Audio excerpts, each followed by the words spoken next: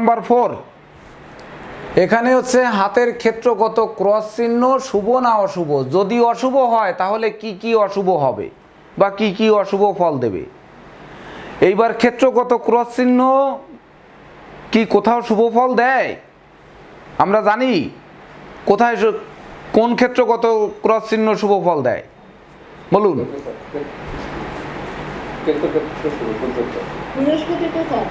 বৃহস্পতিতে শুভ, আর কোথায়? কেতুর ক্ষেত্রে শুভ। এই তো দুটি ক্ষেত্রে শুভ, আর বাকি কোথাও শুভ ফল দেয় না। তাহলে আমরা কিন্তু এখানে সহজভাবে বলতে পারবো না যে বৃহস্পতির ক্ষেত্রে ক্রসটা শুভ চিহ্ন, যে সুখী দাম্পত্য জীবনের ইঙ্গিত বহন করে, আর শিরোরেখা হৃদয় রেখার মাঝখানে ভাগ্য রেখার উপরে ক্রস চিহ্ন থাকলে এই ক্রসটা শুভ ফল দেয়, আর কোথাও ক্রস কিন্তু শুভ ফল দিবে না। তাহলে বাকি ক্রস চিহ্নগুলো, হ্যাঁ গুজ্জ ক্রস, অর্থাৎ গুজ্জ ক্রস না, না এটা কেতুর ক্ষেত্রে ক্রস বলে ধরা যাবে না, এটা গুজ্জ ক্রস, আদি ভৌতিক ক্রস বা আদি দৈবিক ক্রস বলে ধরতে হবে।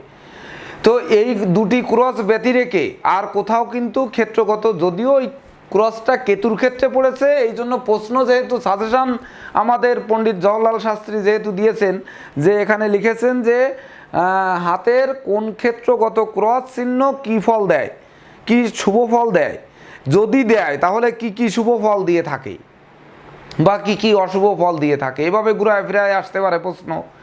তো এই দুটি ক্ষেত্রে শুভ আমরা জানি যে বৃহস্পতির ক্ষেত্রে ক্রস সুখী দাম্পত্য জীবনের ইঙ্গিত বহন করে, আর গুজ্জ ক্রস তো গুপ্ত শক্তি, গুজ্জ শক্তি বা আধ্যাত্মিক শক্তি এগুলোর দিকে নিয়ে যায়, যোগ সাধনা একাগ্রতার দিকে নিয়ে যায়, বা সাধন ভজন মার্গে শীর্ষে তাদেরকে নিয়ে যায়, তাই তো। আর বাকি ক্ষেত্রগত, শনির ক্ষেত্রে ক্রস শনির অশুভ দেবে, রবির ক্ষেত্রে ক্রস রবির অশুভ দেবে, অর্থাৎ আমাদের বাকি যত জায়গায় ক্রস হবে সব কিন্তু সেই জায়গার গুণকে নষ্ট করবে, তাই তো। তাহলে আমরা সেই দোষ গুণকে নষ্ট করবে না ভালো করবে এটা আমরা বলতে পারবো না, লিখতে পারবো? তাহলে এটার তো আর আলোচনার প্রয়োজন নেই, আছে? আচ্ছা, এইবার নাম্বার 5 আছে হচ্ছে শুধুমাত্র হাতের রেখার মাধ্যমে কি ভাগ্য বিচার করা সম্ভব, সংক্ষেপে বর্ণনা করুন 10 লাইনের মধ্যে বা 10টি সেন্টেন্সের মাধ্যমে। তো এখানে শুধুমাত্র হাতের রেখার মাধ্যমে কি ভাগ্য বিচার করা সম্ভব, তা আমরা সম্ভব কি সম্ভব না এটা 10টি বাক্য লিখতে পারবো? পারবো? হ্যাঁ, যেমন ধরুন আমার এই হাতে ধরুন এই যে কয়েকটি রেখা আছে, আয়ু রেখা আছে, শিরোরেখা আছে, ভাগ্য রেখা আছে, হৃদয় রেখা আছে, এবং এই সঙ্গে ধরেন রবি রেখা থাকবে। তাহলে রবি রেখা এইবার আপনারা এঁকে দিলেন হয়তো ব্যবসার রেখা, আবার এই যদি আয়ু রেখার সাথে যায় তাহলে স্বাস্থ্য রেখা। হ্যাঁ, এইভাবে রেখাগুলোকে এঁকে আপনারা নাম লিখে দিবেন যে এটা থেকে স্বাস্থ্য বিচার করা হবে, শরীর স্বাস্থ্য ভালো থাকবে না মন্দ থাকবে, এটা থেকে ব্যবসায়ী হবে, সে ব্যবসায় কতটা সফল হবে, অর্থাৎ ব্যবসা রেখা ভালো আছে, রবি রেখা আছে তার সুনাম যশ হবে, ভাগ্য রেখা আছে মণিবন্ধ থেকে উঠলো না, মণিবন্ধ থেকে উঠলে এই হবে, চন্দ্রক্ষেত্র থেকে উঠলে অপরের সহযোগিতায় ভাগ্য উন্নতি হবে, মঙ্গলের ক্ষেত্র হলে অপরের সম্পত্তি পেয়ে ভাগ্য উন্নতি হবে। আবার আয়ু রেখা থেকে ঊর্ধ্বগামী যে কোনো রেখা মাত্রই সে ভাগ্য রেখার ফল দেবে। এভাবে আমরা বলতে পারবো না? 10টি পারবো? আচ্ছা, এবার তারপরে আছে হাতের তালুতে তিল চিহ্ন থাকলে তা কিরূপ ফল প্রদান করবে, যদি অশুভ হয়ে থাকে তাহলে তার প্রতিকার কি, ক্ষেত্র ও রেখা অনুযায়ী বিশ্লেষণ করুন। এইবার ক্ষেত্র ও রেখা অনুযায়ী বিশ্লেষণ করতে হবে। এইবার তিল চিহ্ন ধরুন এই 2 নাম্বার হাতে আসি, ধরেন তিল চিহ্ন বৃহস্পতির ক্ষেত্রে আছে, যদিও তিল কালো কালিতে দিতে হবে, ধরেন তিল চিহ্ন বৃহস্পতির ক্ষেত্রে আছে বা শুক্রের ক্ষেত্রে আছে, এমনকি চন্দ্রের ক্ষেত্রে আছে বা শনির ক্ষেত্রে আছে, রবির ক্ষেত্রে আছে, যে কোনো জায়গায় তো তিল থাকতে পারে, বা শিরোরেখার উপরে আছে, আয়ু রেখার উপরে আছে, বা হৃদয় রেখার উপরে আছে, হতে পারে না তিল? যে কোনো জায়গায় হতে পারে না, কার কোথায় হবে এটা কি বলা যাবে? যাবে না। তাই এটার ব্যাখ্যা কি আমরা দিতে পারবো? যে ক্ষেত্রে তিল থাকবে সেই ক্ষেত্রে বর্ণনা দিতে হবে, সেই ক্ষেত্রে অশুভ হবে না। এখানে তো ক্ষেত্র উল্লেখ করেনি, সাজেশনে কিন্তু বলেছে হাতের তালুতে তিল চিহ্ন থাকলে তা কিরূপ ফল প্রদান করবে। যদি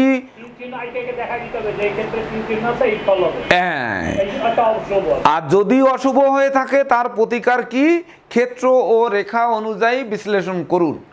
হাত আঁকার জন্য আপনাদের সহজ পদ্ধতি হচ্ছে ওই A4 কাগজের উপর আপনাদের বাম হাতটা রাখবেন, এভাবে বাম হাতটা রেখে এর ফাঁকের থেকে টান দেবেন একেবারে সহজে দ্রুত। এই কেন মার্ক হবে না? হবে না কেন? অবশ্যই হবে। কেন হবে না? কেউ যদি ডাইস বানায় রাখে তা আমরা কি ধরতে পারবো?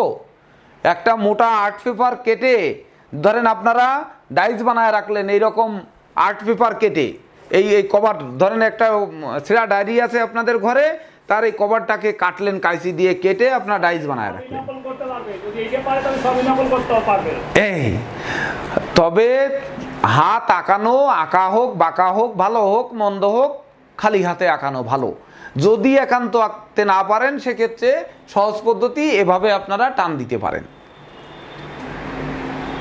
বা প্রয়োজনে পেন্সিল ব্যবহার করতে পারেন, যাতে আপনার এই ইরেজার দিয়ে একটু মুছে বাঁকা তেড়া হলে সেগুলোকে সমান করলেন।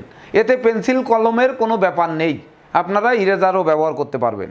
তো এই ক্ষেত্রগত তিল সেই জায়গার অশুভ দেবে।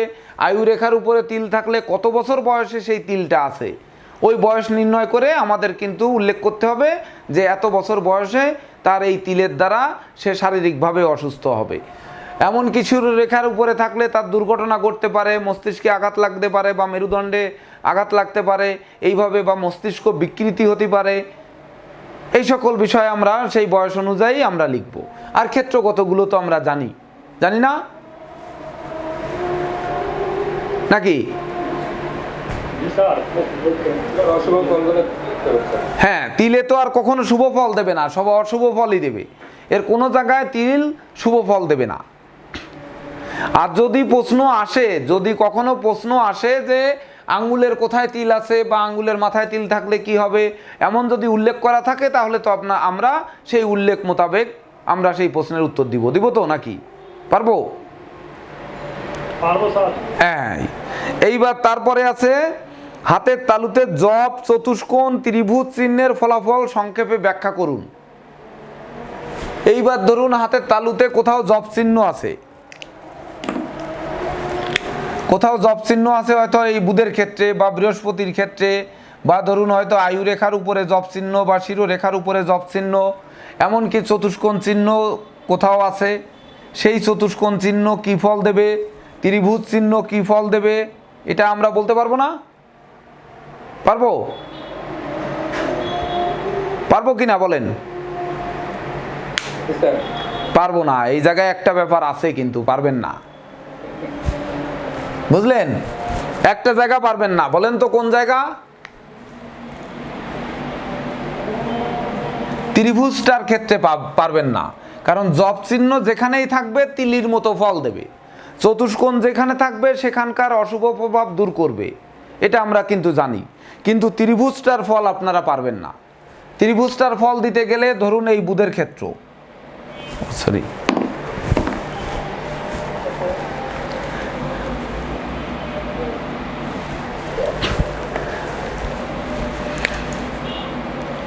ধরেন এই বুধের ক্ষেত্র, এখানে ত্রিভুজ আছে।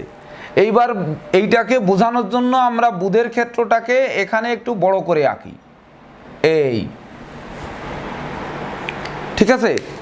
এইবার ধরেন এই বুধের ক্ষেত্রে ত্রিভুজ চিহ্ন আছে এভাবে ঊর্ধ্বমুখী, আবার ত্রিভুজ চিহ্ন থাকতে পারে নিম্নমুখী, এই দিকেও খেয়াল করুন। এই আবার থাকতে পারে রবির ক্ষেত্র থেকে এদিকে, এই যেমন এ পাশে থাকতে পারে, এই পাশেও থাকতে পারে। আবার কখনো কখনো এই কন্যার থেকেও কিন্তু ত্রিভুজ উঠতে পারে।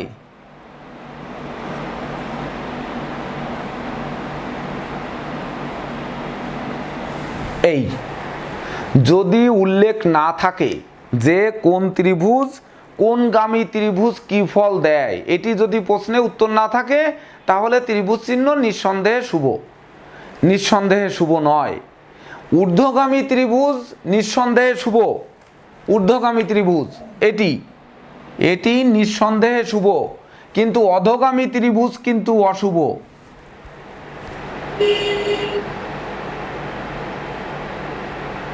বুঝতে পারতেছেন?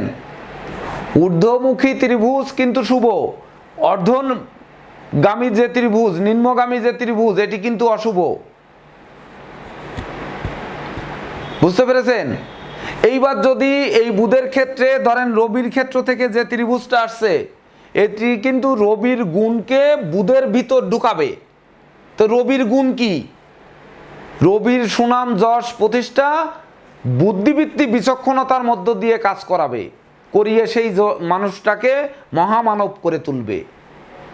আর শুধুমাত্র বুধের বাইরের পাশ থেকে যদি ত্রিভুজ থাকে, এই হাতের বাইরের পাশ থেকে ভিতরের দিকে যদি ত্রিভুজ থাকে, তাহলে বাইরের থেকে বুদ্ধি আসবে, মানে অপরের বুদ্ধিতে কানের ছিদ্র বড় হবে, সে অপরের বুদ্ধি শুনে চলবে, নিজের বুদ্ধিতে চলবে না।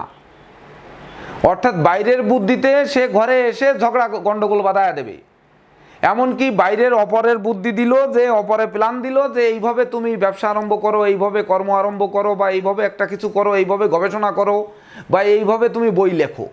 দেখা গেল ঠিক আছে, আরেকজনের বই দেখে সে বুদ্ধি দিয়েছে, আরে বই লেখা তো সহজ, তুই এই বইটা দেখে দেখে দেখে আর একটা লিখে ফেল যা, বা ছাপা মেরে দে, পেজ ধরে সরাসরি ছাপ্পা মেরে দে। এই ছাপ্পা মারা রাইটারদের দেখবেন যে এই মানে বুধের ক্ষেত্রে বাইরের থেকে ত্রিভুজ ঢুকেছে। আরও সহজভাবে যদি আমরা আসি, ধরুন এয়ার কন্ডিশন। এয়ার কন্ডিশনটা কি? মানে এসি। এয়ারের রে আর কন্ডিশনের সি, এই এসি। তো এসির মেশিনটা কিন্তু বাইরে থাকে বড় বড় একটা মেশিন, তার ভিতর পাখা দেখবেন ঘুরে ঘুরে বাতাসটাকে টেনে ভিতরের দিকে আনে। ভিতরে একটা পাইপ থাকে কিন্তু চিকুন, এতটুকু মোটা থাকে, কিন্তু মোটার ভিতরে কিন্তু ফোম দেওয়া, ভিতরে পিতলের পাইপ থাকে আঙুলের মতো মোটা। ওই পাইপ দিয়ে হাওয়াটাকে ঢুকায় যখন ইনডোরে আসে, তখন ওখানে গ্যাস থাকে। কি গ্যাস থাকে? নাইট্রোজেন না কি গ্যাস যেন, মনে হয় নাইট্রোজেন গ্যাসই। তো এই গ্যাসের ভিতর থেকে যখন বাতাসটা মিশ্রিত হয়ে ঢুকবে, তখন ওই বাতাসটাকে ঠান্ডা করে ছাঁকনিতে ছেঁকে রিফাইন করে ঘরের ভিতর ঢুকিয়ে দেয়। আবার ঘরের ভিতর থেকে যখন বাতাসকে বের করে নেয়, মানে ঘরের যে ধরুন একটি বদগন্ধ আছে, ঘরটা দীর্ঘদিন বন্ধ থাকলে ঘরের ভিতরে একটা ভুটকা গন্ধ হয়ে গেছে, এসে এসিটা ছেড়ে দেন, দেখবেন 5 মিনিট পরে ওই গন্ধটাকে টেনে বের করে নিয়ে যাচ্ছে। অর্থাৎ ভিতরের গ্যাসটাকেও কিন্তু সে বের করে নিয়ে যাবে। বের করার সময় কিন্তু পুরো এসির যে ইনডোর, ওইটা কিন্তু অনেক বড় লম্বা, ওই লম্বার ফাঁকার থেকে ওই বাতাসটাকে টেনে নেবে, নিয়ে ওই চিকুন পাইপ দিয়ে যে ওই ফ্যানের মাধ্যমেই কিন্তু সে ওই ফ্যান একদিকে ভিতরেও টানবে আবার বাইরেও টানবে। দেখেন এসি কিন্তু নির্দিষ্ট সময় চলে অফ হয়, আবার নির্দিষ্ট সময় অন হয়। কখনো সে ভিতরের বাতাস টেনে বের করে নেয়, কখনো বাইরের বাতাস টেনে ভিতরে ঢুকিয়ে দিয়ে ঠান্ডা করে দেয়। এটা কিন্তু এয়ার কন্ডিশন, মানে বাতাসকে এয়ারকে ধরে রাখবে, এবং কন্ডিশন মানে রিফাইন করে আপনাকে একটা পরিপূর্ণ মানে ভালো বাতাস দেবে। তো কথা হচ্ছে যে ত্রিভুজ মানে তেলের কাপ। এখানে বাবুল দেবনাথ আছে নাকি? বাবুল দেবনাথের দোকানে মনে হয় তেল আছে, তেল বিক্রি হয়। তেলের কাপ উঁচু করুন। আছে? তেলের কাপ আছে? হ্যাঁ, উঁচু করুন, উঠান।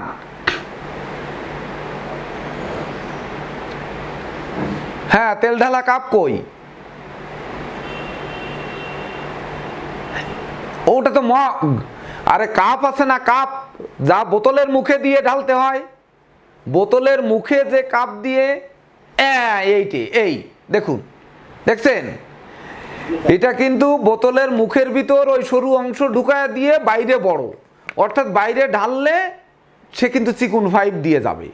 তো এই যখন বুধের ক্ষেত্রের বাইরের দিক থেকে ত্রিভুজ হবে, তখন কিন্তু বাইরের দিকে তেলের কাপের মতো মোটা, মানে চওড়া। অর্থাৎ বাইরের কূটবুদ্ধিগুলো, বুধ তো বুদ্ধির দেবতা, কূটবুদ্ধিগুলো শরীরের ভিতরে বা আমাদের মনের মধ্যে চিকুন হয়ে ঢুকবে। এইবার সুবুদ্ধিও ঢুকতে পারে, কুবুদ্ধিও ঢুকতে পারে। সুবুদ্ধি ঢুকবে কিনা সেটি হচ্ছে বুধের ক্ষেত্র যদি ভালো থাকে তাহলে সুবুদ্ধি ঢুকবে, আর বুধের ক্ষেত্র যদি খারাপ থাকে তো কুবুদ্ধি ঢুকবে, কুবন্ধুরা কুবুদ্ধি দেবে।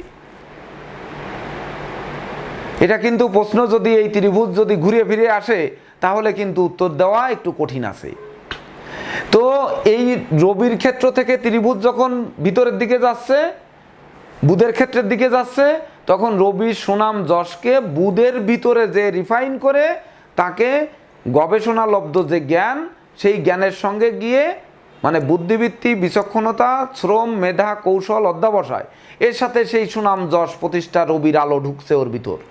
অর্থাৎ রবির আলোয় আলোকিত করছে তার গবেষণাকে, তার বুদ্ধির বুদ্ধিবৃত্তিকে আরও আলোকিত করছে। তখন সে মস্ত বড় লেখক, মস্ত বড় গবেষক, মস্ত বড় আবিষ্কারক হবে। আর নচেত কিন্তু ওই যদি বুধের ক্ষেত্র খারাপ থাকে আবার রবির ক্ষেত্রেও খারাপ থাকে, তাহলে কিন্তু রবির যশ যতই যাক না কেন, ওই নিজের বুদ্ধির মধ্যে যে সর্বশেষ যে তার সাধনায় হয়তো বড় একটা ওষুধ আবিষ্কার করলো সুমন হাজারি, সে ওষুধটা বাজারে চললো না, বাজারে সমাদৃত হলো না। বা পারমাণবিক অ্যাটম বোমা তৈরি করলো কিন্তু সে অ্যাটম বোমাটা ফুটলো না। বা মহাকাশযান আবিষ্কার করলো, মহাকাশযান উড়ানোর সময়ই ধসে পড়লো, এইরকম হতে পারে। বা বই লিখলো বড় কষ্ট করে 500 পেজের বই, সে বই কেউ কিনলো না। বুঝতে পারছেন বাবুল কুমার দেবনাথ? তাহলে তেলের কাপের মূল্য এবার বুঝুন। এইবার যদি এই কন্যার থেকে ত্রিভুজ আসে তাহলে কিন্তু এই কন্যার থেকে যখন আসবে একটু নজর রাখুন, এই অনামিকা এবং কনিষ্ঠ আঙ্গুলের মাঝ বরাবর এই ত্রিভুজ আসতেছে, যে ত্রিভুজটি এই আমরা বড় জায়গায় দেখানোর জন্য বলেছি, যেটি এই ত্রিভুজের ভিতর আমি আপনাকে এই ধরুন একটি লাল ফুটা দিলাম আপনাদের বোঝার জন্য। এই ত্রিভুজে কি হবে লিটন জয়ধর বলুন তো, এই ত্রিভুজে কি হবে? এই তো কেন সাধারণভাবে আমরা পরীক্ষার খাতায় বানায় কিছু লিখি না? লিখি। যখন আমাদের কিছু মনে আসে না তখন আমরা কিছু বানিয়ে লিখি না, কিছু গল্প লিখি না? অনেক সময় আমরা নিত্য নতুন মনের থেকে যা আসে এমন কিছু লিখে খাতা ভরে রেখে আসিনি আমরা এর মধ্যে কেউ? আসছি? হ্যাঁ, আমি তো আসছি, আমি তো নকল করেই বাস করছি। আমি জীবনে তো নকল ছাড়া পরীক্ষাই দিইনি, তো নকল করে বানায় লিখে ছাড়া পরীক্ষাই দিইনি, আমি তো পড়ে পরীক্ষা দিইনি কোনোদিন। আর পঞ্চমপতি মঙ্গল, সে তো পঞ্চমপতি মঙ্গল যেহেতু দ্বাদশে আমার, তো বিদ্যাপতি দ্বাদশে, তো আমি নকল করব না তো কে করবে? আমি বানিয়ে লিখবো না তো কে বানিয়ে লিখবে বলেন? আমি তো নকলে সেরা থাকবো।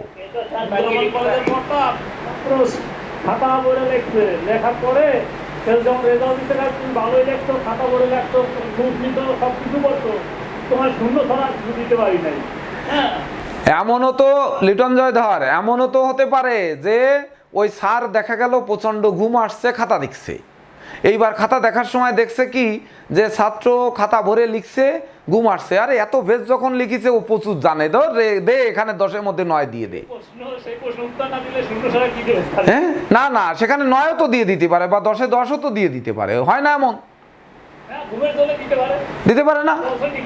তা আমরা তো এমনও তো করতে পারি যে হ্যাঁ খাতা ভরে লেখা ঠিক আছে, এটা ভালোই লিখেছে, দাও মার্ক দিয়ে দাও। তো এমন কিছু লিখতে পারবো না? না, অনেক সময় হস্তরেখার উপরও মানে হাতের রেখা সুন্দর থাকলো কিছুটা সদৃঢ় হয়েছে আর কিছু মার্ক পাওয়া যায়। হ্যাঁ, সুন্দর হাতের লেখার জন্য 5 মার্ক ছোটবেলায় থাকতো, যে সুন্দর পরিচ্ছন্ন হাতের লেখার জন্য 5 মার্ক, সেটা থাকতে পারে। কিন্তু আমি বলছি বানিয়ে কি এখানে কিছু বলা যাবে না? না না, আপনারা এতদিন ক্লাস করছেন, এখানে আমি যেহেতু 4টে ত্রিভুজের কথা বললাম যে ঊর্ধ্বগামী ত্রিভুজ শুভ, অধোগামী অশুভ, ডাইনে হলে রবির গুণ ঢুকবে, রবি অশুভ থাকলে রবির দোষ ঢুকবে, আর বুধ যদি দুর্বল থাকে বামের থেকে হলে তাহলে বাইরের কুটবুদ্ধি ঢুকবে, আর বুধ শুভ থাকলে সুবুদ্ধি ঢুকবে, অর্থাৎ এসির এয়ার কন্ডিশনের শুভ বাতাস ঢুকবে, আর অশুভ থাকলে অশুভ বাতাস ঢুকবে। বুধ রবিকে শুভ বুদ্ধি দেবে, তাদের ব্যবসা চালাতে, তার অর্থ সম্পদ যোগাতে সাহায্য করবে বুধ। যেহেতু ওদিকে ফাঁকা রয়েছে, ওদিকে মুখ রয়েছে, তাহলে অবশ্যই রবিকে সাপোর্ট দেবে এই বুধ। এইবারে কর্নারের যে বুধটা যেটি নিয়ে আলোচনা বিষয়, এটি যদি থাকে তাহলে কি হবে?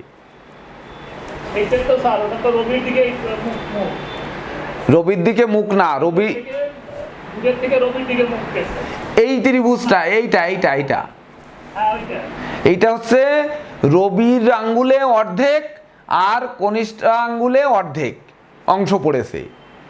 এটাকে যদি আরেকটু বড় করে দেখাই আপনাদের, ধরুন ত্রিভুজটা এইবার এইটার ফল কি হবে বলেন, বানায় লিখুন একটু। এবার আরো একটু সহজ করে দিই আপনাদের, ধরুন এই কর্নার থেকে এই যে কোনো একটার ব্যাখ্যা দেব, বাকিগুলো আপনাদের কিন্তু বানায় লিখতে হবে। যে কোনো একটা আমি নিয়ে আসব, বলেন কোনটা দেব? স্যার কোনটাই দেন যেটা প্রশ্ন করছেন আমারে, এই দেন। আপনাকে যেটা প্রশ্ন করেছি ওইটার উত্তর পাওয়ার জন্য দ্বিতীয়টায় আসেন, সেইটা বেশি ভালো হবে, বা ওইটাই আসি তারপরে আপনারা দ্বিতীয়টা বের করে নেন। দেখুন এখানে কিন্তু ত্রিভুজটি অধোগামী, মানে নিচের দিকে মুখ করা, অর্থাৎ ওই তেলের কাপটি কিন্তু উপর করে ধরা, তার মানে চিকুন মাথার থেকে ঢুকবে, কিন্তু চিকুন মাথার থেকে ঢুকাতে হবে আপনার, এটি দেখতে হবে।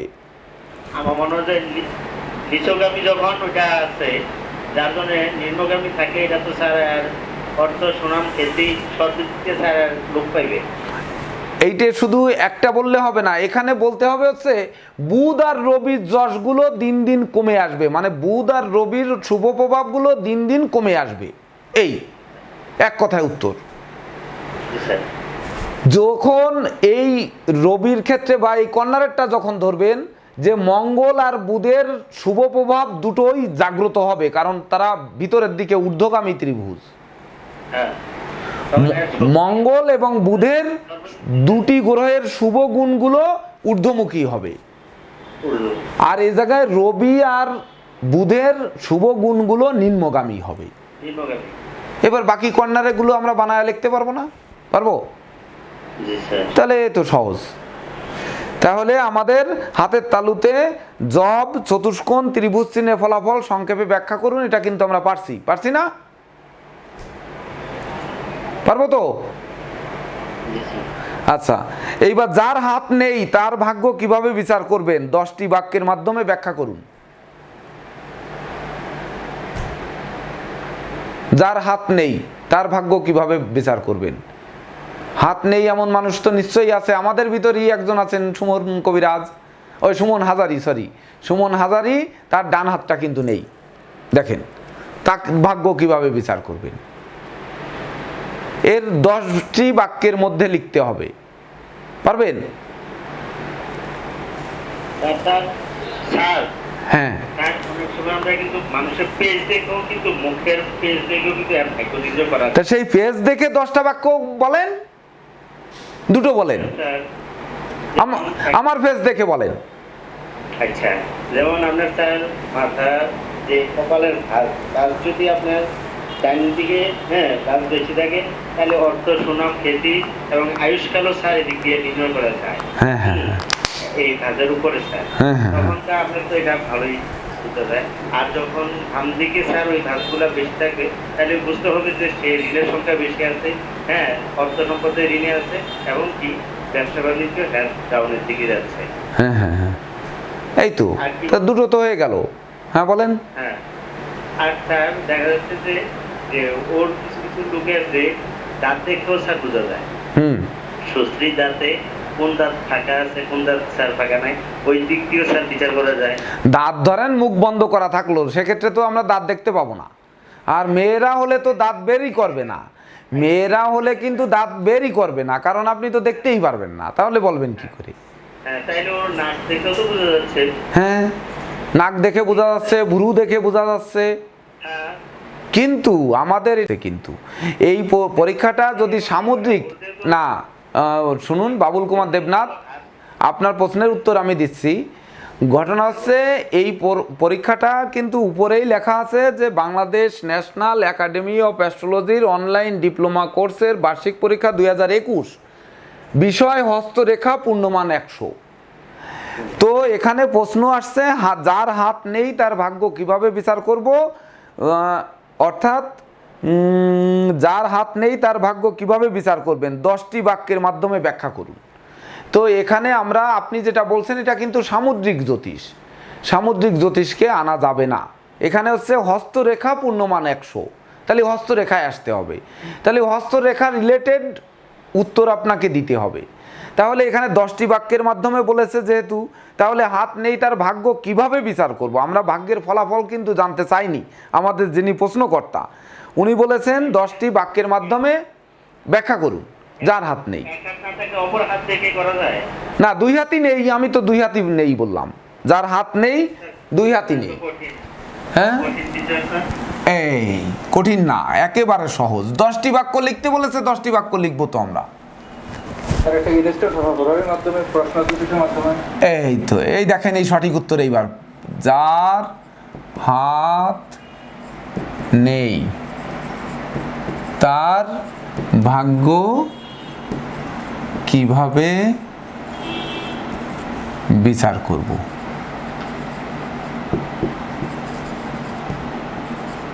এই 10টি বাক্যের মাধ্যমে। তাহলে আমরা এখানে 10টি বাক্যের মধ্যে প্রথম কিন্তু লিখতে পারি যে সেই লোকটির নাম নিব, নাম নিয়ে আমরা নিউমারোলজি কোর্সে একটি বিচার পদ্ধতি দেখব যে তার নাম সংখ্যা কত, তার উপরে আমরা কিছু বলবো। দ্বিতীয়ত তার জন্ম তারিখ জানা থাকলে জন্ম তারিখ নেব, জন্ম তারিখ নিয়ে জন্ম তারিখ থেকে সংখ্যাতত্ত্ব মোতাবেক একক সংখ্যায় রূপান্তর করব। তৃতীয়ত করতে পারি আমরা সেই জন্ম তারিখ যদি পাই তাহলে জন্ম ছক করে বিচার করব, ছক করে আমরা রাশি লগ্ন ধরে সেই অনুযায়ী বিচার করব।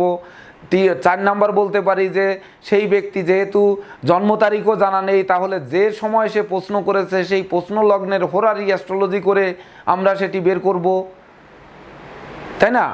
তাছাড়া ধরুন তাকে আমরা সেই প্রশ্নকর্তাকে যে ভাগ্য জানতে আসলো তাকে কোনো প্রশ্ন করব, সেই প্রশ্নের যে উত্তর দিবে সেই উত্তরের মাধ্যমে আমরা তার ভাগ্য গণনা করার চেষ্টা করব, তাই না? এমনকি এইভাবে কিন্তু আমাদের 10টা পয়েন্ট লিখতে হবে। তাহলে আর কি করা যায়? এইবার বাবার নাম শোনা যায় যে বাবার নাম শুনে সে কেমন বংশ থেকে আসছে তার নিউমারোলজি করে বের করা যায়। মায়ের নাম শুনে সেখান থেকে বের করা যায়। বলা যেতে পারে যে আপনি আপনার আত্মীয় পরিজন বাদে একটি প্রিয় নাম বলুন, সে দেখা যাচ্ছে সে হয়তো দেবতাদের নাম বলল বা হয়তো তার সন্তানের নাম বলল বা আত্মীয় স্বজনের মধ্যে কারো নাম বলল বা স্ত্রীর নাম বলল, তার মুখে কেন এই নামটি এলো সে সংখ্যা থেকে সেখান থেকেও কিন্তু বিচার করা যাবে। এভাবে তা মানে প্রশ্ন, হ্যাঁ স্যার বাবা মার নাম থেকে কিভাবে বিচার করবো ওইটা তো বাবা মার নাম থেকে জানেন না? সে কি? নাম নিয়ে তারপরে এটা করবেন, নিউমারোলজি করবেন। যেমন ধরুন, হ্যাঁ একটা সহজ জিনিস, আপনার নাম হচ্ছে রিপন, RIPAN, 2 আর 1 3, 8 আর 3 11, 12, 12 আর 5 17, মানে 8। এইবার আপনার বাবার নাম কত? বাবার নাম কি? দিলীপ সরকার। দিলীপ, আমরা সরকার বাদ দিলাম, LIP। 4 আর 1 5 আর 3 8, 9, 9 আর 8 17, 8। এইবার মায়ের নাম? প্রেমোদা। হ্যাঁ, প্রেমোদা। প্রেমোদা, PREMODA। 8 আর 2 10 আর 5 15 আর 4 19, 19 আর 7 26, 6 2 8, 8 আর 4 12 আর 1 13, 4। এইবার দেখেন বাবা দিলীপ হচ্ছে 8, আপনি রিপনও 8। এই 8 শনি আর শনি এরা কি মিল না অমিল? নিউমারোলজিতে ডাবল শনি মানে কি শুভ না অশুভ, মিল না অমিল? মিল স্যার। মিল। এইবার শনির সঙ্গে রাহু কি মিল না অমিল? অমিল। কেন? দুটোই নেগেটিভ গ্রহ না? হ্যাঁ, রাহু শনি দুটোই নেগেটিভ গ্রহ না?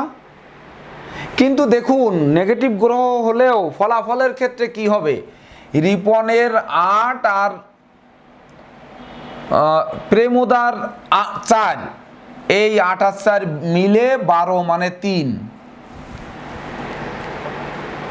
আবার বাবার মায়ের মধ্যে 8 আর 4 12 মিলেও কিন্তু 3।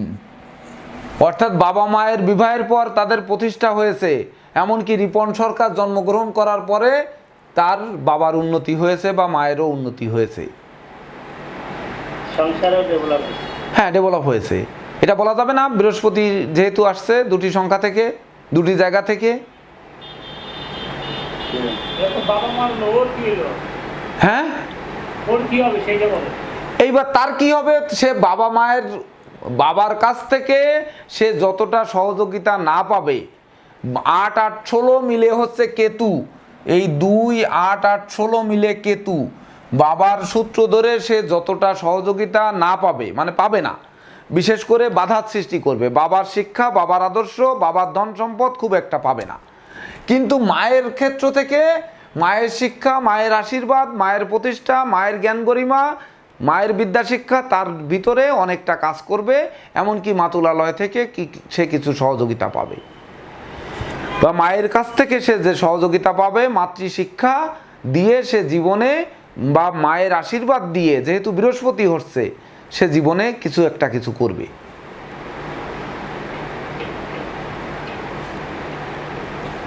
বুঝতে পারছেন? এভাবেই কিন্তু আমাদের 10টা পয়েন্ট লিখতে হবে।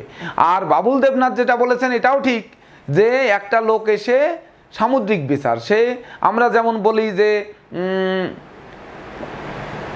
যেমন খনার বচনে যদি আসি, তাহলে খনার বচনে আমাদের আসতে হবে যে ওই যে রাজহংসীর মতো যে নারী হাঁটে, মানে রাজা হাঁসের মতো যে ব্যক্তি, যে নারী ঝুলে ঝুলে হাসে, মানে হাঁটে, সে ব্যক্তি কিন্তু সেই নারী সবসময় ভাগ্য লক্ষ্মী হয় আর কি। আর যে দমদমায় হাঁটে, মানে হাঁটতে লাগলে মাটির নিচে শব্দ হয়, সে কুলক্ষণা হয়। তাহলে ওই ব্যক্তি কেমনভাবে হেঁটে আমার কাছে আসছে, বাইরে ক্যামেরা লাগায় রাখতে হবে, ক্যামেরা টেনে দেখতে হবে, অথবা দেখা গেল বাইরের থেকে সে যে আমার কাছে আসছে না, কোথায় আসছে সেটা কিন্তু দেখতে পারবো না। বা ধরুন সে আমার কাছে আসলে হয়তো মুখ বন্ধ করে থাকলো, দাঁত দেখতে পারলাম না, বা হয়তো চোখ তো সমানই দেখতেছি, এমনকি কপালের ভাঁজ তার কাছাকাছি যে দেখা যাচ্ছে না, সে মহিলা মানুষ, হয়তো পর্দা পরে আসছে। তো যেহেতু এটা পামিস্ট্রির পরীক্ষা হবে, আমরা সামুদ্রিক শাস্ত্রের পরীক্ষা যদি হতো, তাহলে বাবুল দেবনাথ সঠিক উত্তর দিয়েছেন যে face is the index of mind, মুখ হচ্ছে মনের আয়না বা মনের দর্পণ। তো মনের দর্পণ যেহেতু মুখ, তো মুখ দেখেই আমরা সব কিছু বলতে, বুঝতে, জানতে সক্ষম হব। এটা বাবুল দেবনাথ যেটা বলেছেন এটা 100% সঠিক, কিন্তু সেটা সামুদ্রিক শাস্ত্রের মধ্যে যাবে। তো যখন আমাদের হস্তরেখার ক্লাস হচ্ছে, তখন কিন্তু আমাদের হস্তরেখা, জ্যোতিষ, নিউমারোলজি বা ওই আপনার হোরারি, এইগুলোর মধ্য দিয়ে উত্তর দিতে হবে। হ্যাঁ হ্যাঁ, ওই তো ফলিত জ্যোতিষ, মানে হাত যার নেই তার ভাগ্য কিভাবে বিচার করব, 10টি বাক্যের মাধ্যমে আমাদের সমাধান করতে হবে। তো আমরা সব কিছুই তো জ্যোতিষ দিয়েই আসবে, এখানে শাস্ত্রটাই তো জ্যোতিষ চলছে। কিন্তু সামুদ্রিকের উত্তর না দিয়ে, আমরা বলবো সামুদ্রিকের উত্তর না দিয়ে আমরা জ্যোতিষ রিলেটেড উত্তর দিব, এইটা হচ্ছে আমার কথা। আমি তাই বলতে চাচ্ছি যে প্রশ্নটা এইভাবে আসলে এইভাবে দিলে ভালো হয়। আজকের ক্লাস তো হচ্ছে আমাদের এই প্রশ্ন কিভাবে আসলে কি ধরনের উত্তর দিলে ভালো হবে, আমরা ভালো মার্ক পেতে পারি। যদিও প্রশ্নকর্তা, আমি আবারও বলছি যে প্রশ্ন করবেন জওহরলাল শাস্ত্রী, পণ্ডিত জওহরলাল শাস্ত্রী। তো আমরা হচ্ছে সেই প্রশ্নের একটা সাজেশন পেয়েছি, সাজেশন পেয়ে আমরা ঘুরিয়ে ফিরিয়ে কোনভাবে লিখলে আমরা বেশি মার্ক হাতিয়ে নিতে পারি, এর কৌশলটা আমাদের জানা দরকার। হ্যাঁ, হাত তো তার নেই, এবার তো তার প্রশ্ন হচ্ছে যার হাত নেই। ও, যদি প্রশ্ন আসে তাহলে সেক্ষেত্রে তো অবশ্যই তাই করতে হবে, কিন্তু এমন প্রশ্ন তো এখানে সাজেশনের মধ্যে নেই। সাজেশনের বাইরের থেকে কি প্রশ্ন করবে, তা তো করার কথা নয়। আমাদের সাজেশন যেহেতু দিয়ে দিয়েছে, এর বাইরে তো প্রশ্ন করবে না। হ্যাঁ হ্যাঁ, না আজকে তো ফুল সাজেশন দিয়ে দিয়েছে, তা সাজেশনের বাইরে তো আর প্রশ্ন করতে পারবে না উনি। আচ্ছা, এইবার আসি, যার হাত নেই তার ভাগ্য বিচার, আমরা এভাবে 10টা পয়েন্টের মাধ্যমে লিখব। এবার ডান হাত বাম হাত কোনটি দেখবেন, কেন দেখবেন, 5টি বাক্যের মাধ্যমে ব্যাখ্যা করুন। ডান হাত এবং বাম হাত কোন হাত দেখব? সাধারণত আমি কিন্তু কেউ আসলে, পুরুষ আসলে ডান হাতটা দেখি, আর নারী আসলে বাম হাত দেখি। তো এখানে প্রশ্নে যেহেতু উল্লেখ আছে যে কেন দেখেন, হ্যাঁ আপনি ডান হাত বা বাম হাত এটি কেন দেখেন, পুরুষের ডান হাত আর নারীর বাম হাত কেন দেখি, এটা আমাকে লিখতে হবে। তাহলে আমি কি ব্যাখ্যা করব? এবার আপনারা একজন ব্যাখ্যা করুন, আপনাদের একজনের ব্যাখ্যা শুনি। সুব্রত কর্মকার বলুন, ভিডিও অন করুন। লিটন জয় ধর, আপনার ভিডিও অফ কেন আজকে সারাদিনই? আর সুরভি ম্যাডাম কি আদৌ ক্লাসে আছেন? ওনাকে তো দেখতেই পেলাম না। আছে স্যার, আছি তা, ও অফিসে আছেন? জি স্যার। ও আচ্ছা আচ্ছা, হ্যাঁ বলেন। সুব্রত কর্মকার শুনতে পেয়েছেন?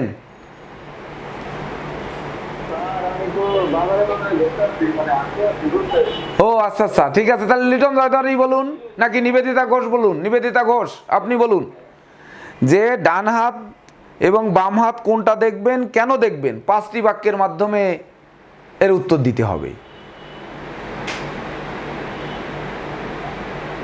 স্যার কেন দেখবেন এর কথাটার উত্তরটা আমি একটু সংক্ষেপে দিই আমার মতো করে।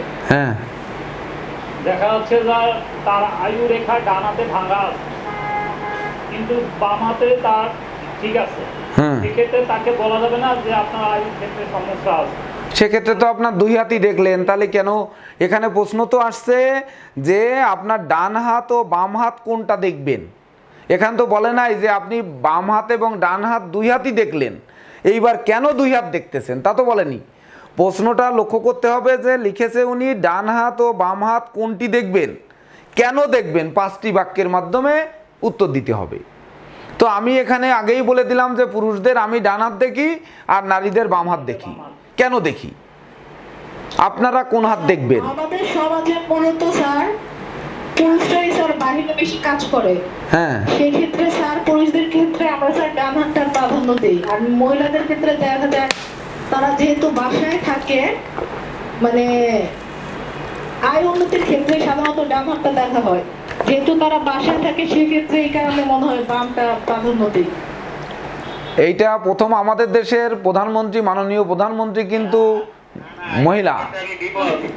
এইটা কিন্তু উত্তর হলো না, এটা উত্তর হলো না। এখন নারীরা ঘরে থাকে এ কথা বলা যাবে না। নারীরা আমাদের দেশের প্রধানমন্ত্রী, অনেক দেশের প্রধানমন্ত্রী, এমনকি অনেক দেশের রাষ্ট্রনায়ক বা রাষ্ট্রপতিও মহিলা, এমনকি মুখ্যমন্ত্রীও মহিলা, সিনেটর মহিলা, গভর্নর মহিলা, এগুলো কিন্তু আছে।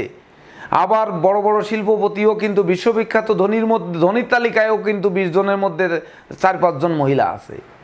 এটা বললে হবে না। তারা কিন্তু একদিনও রান্নাঘরে যায় কিনা সন্দেহ, এটা বললে হবে না।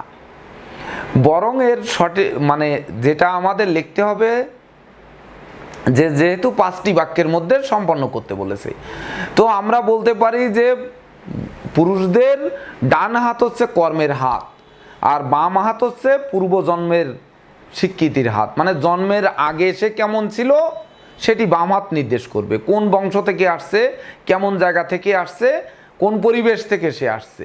আর ডান হাত হচ্ছে কর্মগুণে সে কতটা প্রতিষ্ঠা পেল বা কতটা ভাগ্য উন্নতি ঘটাতে পারলো, সারাদিন মাথার ঘাম পায়ে ফেলে যে খাটলো, বা সারাদিন দেখুন বাবুলদা যে এর ভিতর কত টাকা বেচাকিনা করে ফেলেছে, সেই বেচাকিনা করছে আর তার ভিতরে ক্লাস করছে।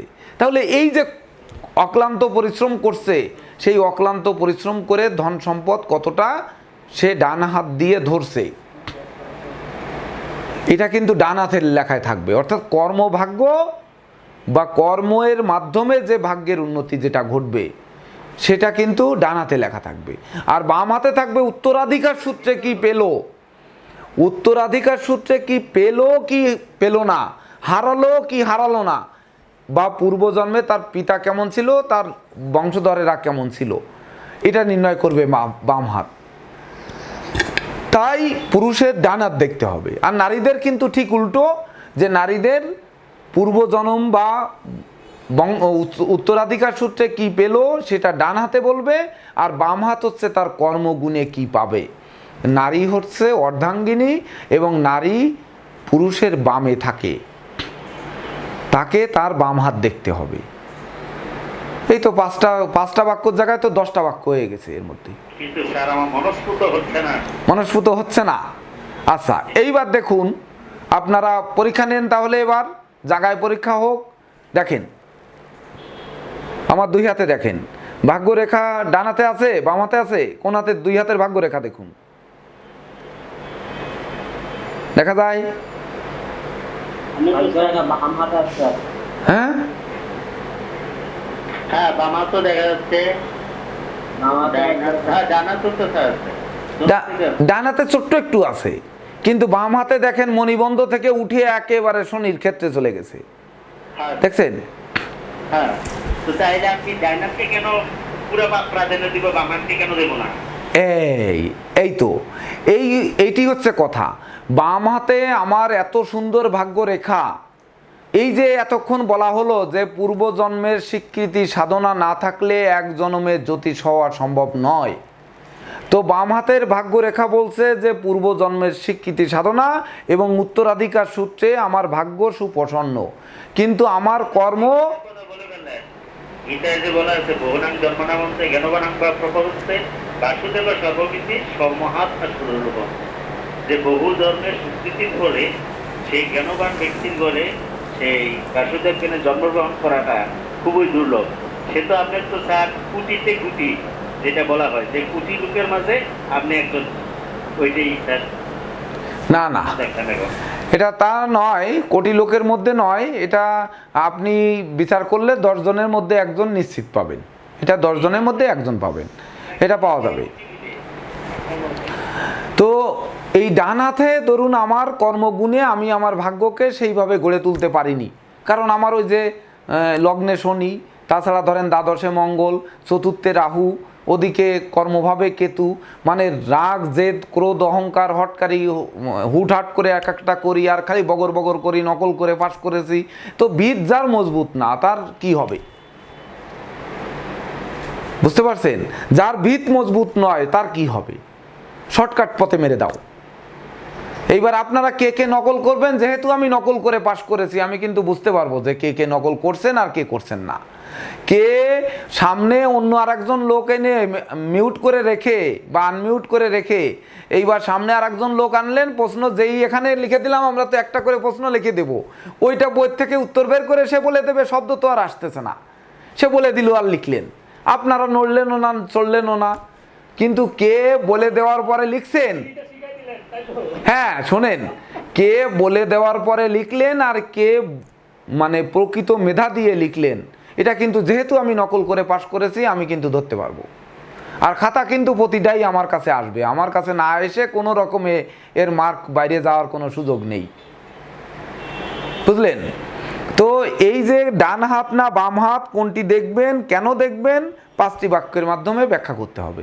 তো ডান হাত আমাদের কর্মের হাত পুরুষের, আর নারীদের বাম হাত কর্মের হাত। বাম হাতে দেখবেন নারীদের এইভাবে বললে বোঝা যাবে না, যদি বাবা পুরুষের মহিলাদের উল্লেখ করে দিত তাকে সঠিক বোঝা যাইতো। ওইভাবে ডান হাত না বাম হাত দেখবেন, এটা তো না, সেক্ষেত্রে আমরা উল্লেখ করে দেব, আমরা প্রয়োজনে উল্লেখ করে দেব যে নারী হলে আমরা বাম হাত দেখবো আর পুরুষ হলে ডান হাত দেখবো। এবার কেন দেখব? যে কর্মহাত, ডান হাতের কর্মহাত, ডান হাত দিয়ে আমরা কর্ম করি, বেশিরভাগ সব কিছু করি, টাকা পয়সা নেই। আর বাম হাত হচ্ছে পূর্বজন্মের স্বীকৃতি সাধনা কতটা পেলাম তা সেটি জানা যায়। আর নারীদের হচ্ছে বাম হাতে তার কর্মহাত, কর্মগুণে সে কতটা উন্নতি করবে, আর ডান হাতে তার পূর্বজন্মের স্বীকৃতি সাধনা পাওয়া যায়। এই যে মহিলাদের বাম হাত দেখা হয়, এটা লজিকটা কি? তাদের দেখবেন নারীদের বাম হাতে শক্তি বেশি। ওই যে বললাম যে নারী হচ্ছে অর্ধাঙ্গিনী, বামে থাকবে, তাদের বাম হাতে সব সময় প্রত্যেকটা নারীর বাম হাতের শক্তি বেশি, আর পুরুষের হচ্ছে ডান হাতের শক্তি বেশি। আর এর যদি পৌরাণিক ব্যাখ্যা চান তাহলে রামায়ণেও ব্যাখ্যা আছে, পুরাণেও ব্যাখ্যা আছে, গীতাতেও আছে। যেমন ধরেন রামচন্দ্র যখন সেতু বন্ধন করে তার স্ত্রীকে উদ্ধার করার জন্য এসে গেছিল, মানে শ্রীলঙ্কায় রাবণের কাছে, তখন সেতু বন্ধনের সময় কিন্তু হনুমানে এত কষ্ট করে পাহাড় মানে বড় বড় পাথর ধরে ধরে এনে দিচ্ছে, আর ওই সেতু বন্ধন করতেছে, পাথর সাজাচ্ছে, হচ্ছে কে সাজাচ্ছে, আরে রামচন্দ্রের সঙ্গে যার পথে গিয়ে রাবণের শত্রু, যার সঙ্গে বন্ধুত্ব হলো বালু, সুগ্রীবের ভাই। স্যার পুরুষের বা পাশে পাঁজর দিয়ে মহিলাকে সৃষ্টি করা হয়েছে। ওটা হচ্ছে আপনি ওই মানে পুরাণে গেলেন, আমি তো রামায়ণের মধ্যে আছি, বললাম না রামায়ণ পুরাণ সবগুলোতেই পাবেন। তো কি সুগ্রীবের ভাই কি যেন বললেন, বলেন, আমার মনে নেই। হ্যাঁ বালিরাজ। হ্যাঁ বালিরাজ, এই তো বালিরাজ। সে কিন্তু বালিরাজ, আর একটা নাম আছে বালিরাজের, বালিরাজ আর একটা কি নাম আছে মনে হয়, যাই হোক, এই পাথর এনে দিচ্ছে, সে কিন্তু বাম হাত দিয়ে সাজাচ্ছে।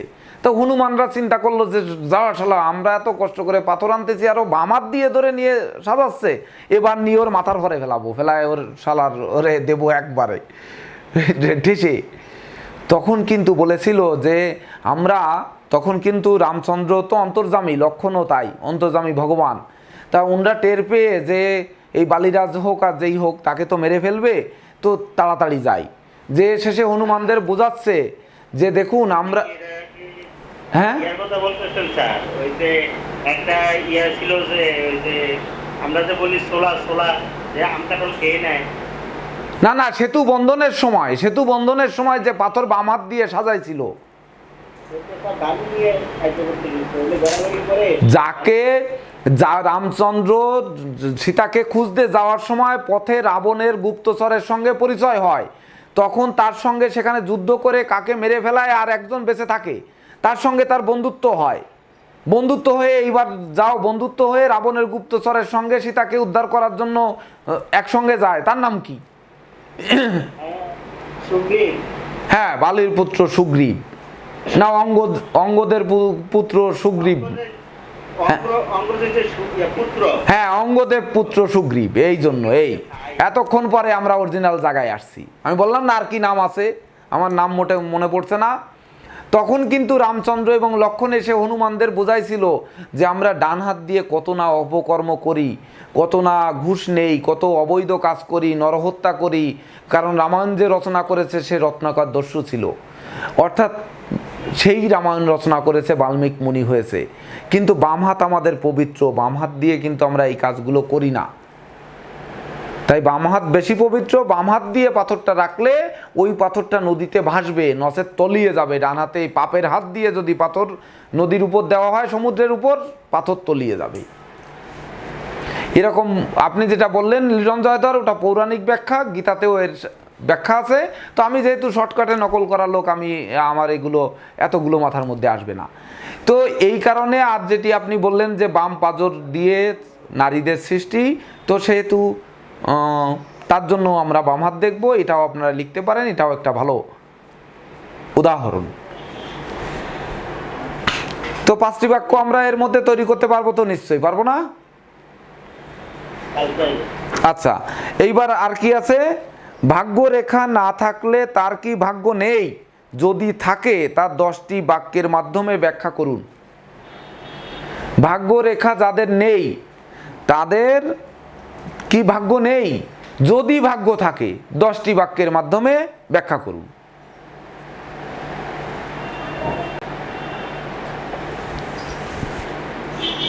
পারবো আমরা এটা করতে? ভাগ্য রেখা নেই, তার তো ভাগ্য, তার কি ভাগ্য নেই? যার হাত নেই তার ভাগ্য আছে, আর ভাগ্য রেখা নেই মানে ভাগ্য নেই, এটা বললে হবে। এবার 10টি বাক্য দিয়ে ইয়ে করতে হবে। আমরা বলতে পারি যে তার বৃহস্পতি ভালো আছে, সে প্রতিষ্ঠা যশ সম্মান পাবে। তার রবি ভালো আছে, রবির কারণে সুনাম যশ প্রতিষ্ঠা বৃদ্ধি পাবে। তার শনি ভালো আছে, সে প্রচুর ধন সম্পদের মালিক হবে বা যোগী হবে, সাধক হবে। শুক্র ভালো আছে, সে সুখ শান্তি সমৃদ্ধিতে থাকবে, ধন ঐশ্বর্যের মালিক হবে। এইবার মঙ্গল ভালো আছে, যেহেতু সে তেজ গাম্ভীর্যপূর্ণ মানুষ হবে, সেই সঙ্গে সে যোদ্ধা হবে, সে জীবন প্রচুর ধন সম্পদ সম্পত্তির মালিক হবে। বুধ ভালো আছে মানে বুদ্ধিবৃত্তি, তেজস্বিতা, বিচক্ষণতা এগুলো থাকবে তার মধ্যে। কেতু ভালো আছে, আধ্যাত্মিক শক্তি থাকবে। তার মানে এই 9টি করে 9টি পয়েন্ট আমরা লিখেই 10টা বানায় দেবো। যে ভাগ্যরেখা না থাকলেও শেষটা লিখব কর্মগুণে সে ব্যক্তি প্রতিষ্ঠিত হবে। অর্থাৎ ভাগ্য তাকে সাপোর্ট না করলেও কর্মের ফলে এরকম কোনো কথা নাই। হ্যাঁ, ভাগ্যরেখা থাকলেই যে সে ভাগ্যশালী হবে এমন কোনো কথা নেই। ভাগ্যরেখাটা যদি কাটা থাকে, ক্রস থাকে, সেক্ষেত্রে তার ভাগ্য তো হাম্পার হবে। এই জন্য তো বলতেছি, এখানে প্রশ্ন করেছে ভাগ্য রেখা না থাকলে তার কি ভাগ্য নেই? হ্যাঁ, ভাগ্য আছে, আমরা লিখব ভাগ্য আছে। যদি থাকে তো 10টি বাক্যের মাধ্যমে ব্যাখ্যা করুন। তা আমরা 9টি গ্রহের 9টি উদাহরণ দেবো, আর সর্বশেষ বলবো সেই ব্যক্তি কর্মের মাধ্যমে তার ভাগ্য উন্নতি ঘটবে। পারবো না? পারবো? হ্যাঁ। পারবো স্যার। এইবার জোড়া শিরোরেখা নাম্বার 11, জোড়া শিরোরেখা, হৃদয় রেখা, জোড়া ভাগ্য রেখার ফলাফল কি? মানে ধরুন কারো হাতে 2টি শিরোরেখা, 2টি হৃদয় রেখা, 2টি ভাগ্য রেখা বা 2টি আয়ু রেখা, মানে একটা আয়ু রেখা, একটা আয়ু রেখার অনুগামী রেখা, এদের ভাগ্য কি? এবার বলুন, এর ব্যাখ্যা দিতে পারবেন?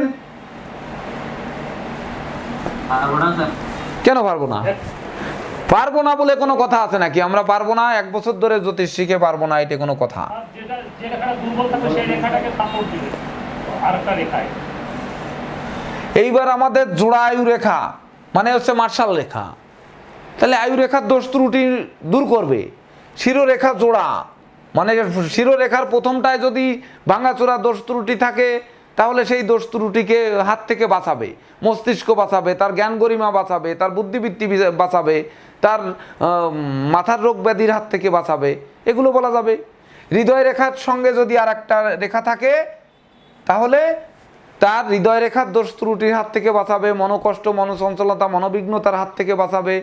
আবার একাধিক ভাগ্য রেখা থাকলে, জোড়া ভাগ্য রেখা মানে একাধিক পথে সে উপার্জন করবে, ভাগ্য চতুর্দিকে মানে সহায় হবে, যার ফলে চতুর্দিক থেকে সে কিন্তু ভাগ্য উন্নতি ঘটাবে।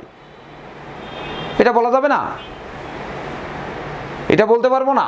রবি রেখা যদি একাধিক থাকে তাহলে রবি রেখা থাকলে একাধিক পথে উপার্জন হবে, এমনকি রবি রেখার শাখা রেখা যদি বিভিন্ন দিকে যায় তাহলেও তো তারা বহুদিক পথ থেকে উপার্জন করবে, বহুদিক থেকে সুনাম যশ খ্যাতি আসবে।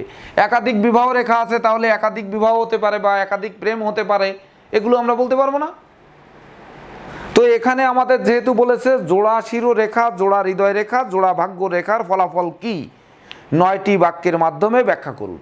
প্রত্যেকটা 3টি করে বাক্য দিতে হবে আমাদের।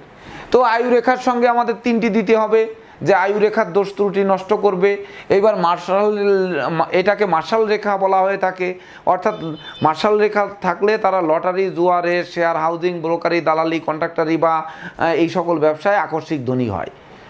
এমনকি শুক্রের অশুভত্বের হাত থেকেও কিন্তু সেই লোককে বাঁচায়, অশুভ শুক্রের হাত থেকে বাঁচায়। তার মধ্যে আধ্যাত্মিক শক্তিও কিন্তু থাকে মার্শাল রেখায়।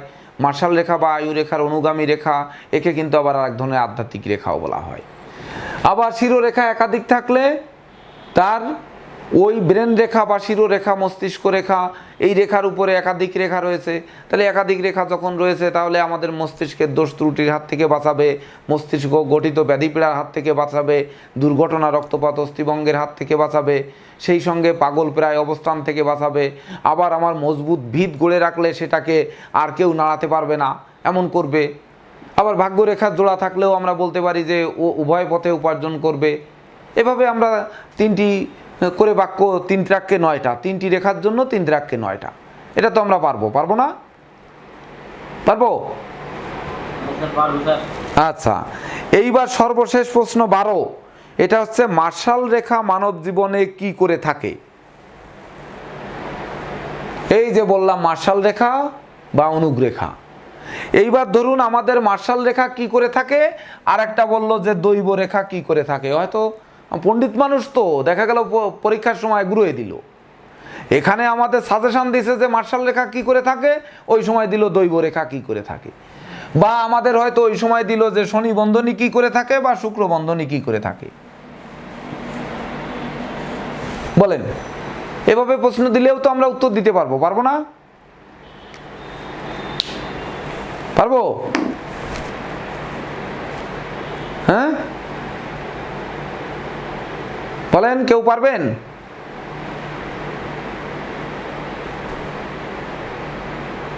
কেউ বলতে পারবেন না? মাথাও বডি নষ্ট হয়েছে। হ্যাঁ, মাথা অল্প দিনে নষ্ট হবে। মার্শাল রেখা মানব জীবনে কি করে থাকে? এটা বলেছে মার্শাল রেখা মানে তো আয়ু রেখার অনুগামী রেখা, তাই তো? তো এটা কি করে থাকে তো আমরা জানি।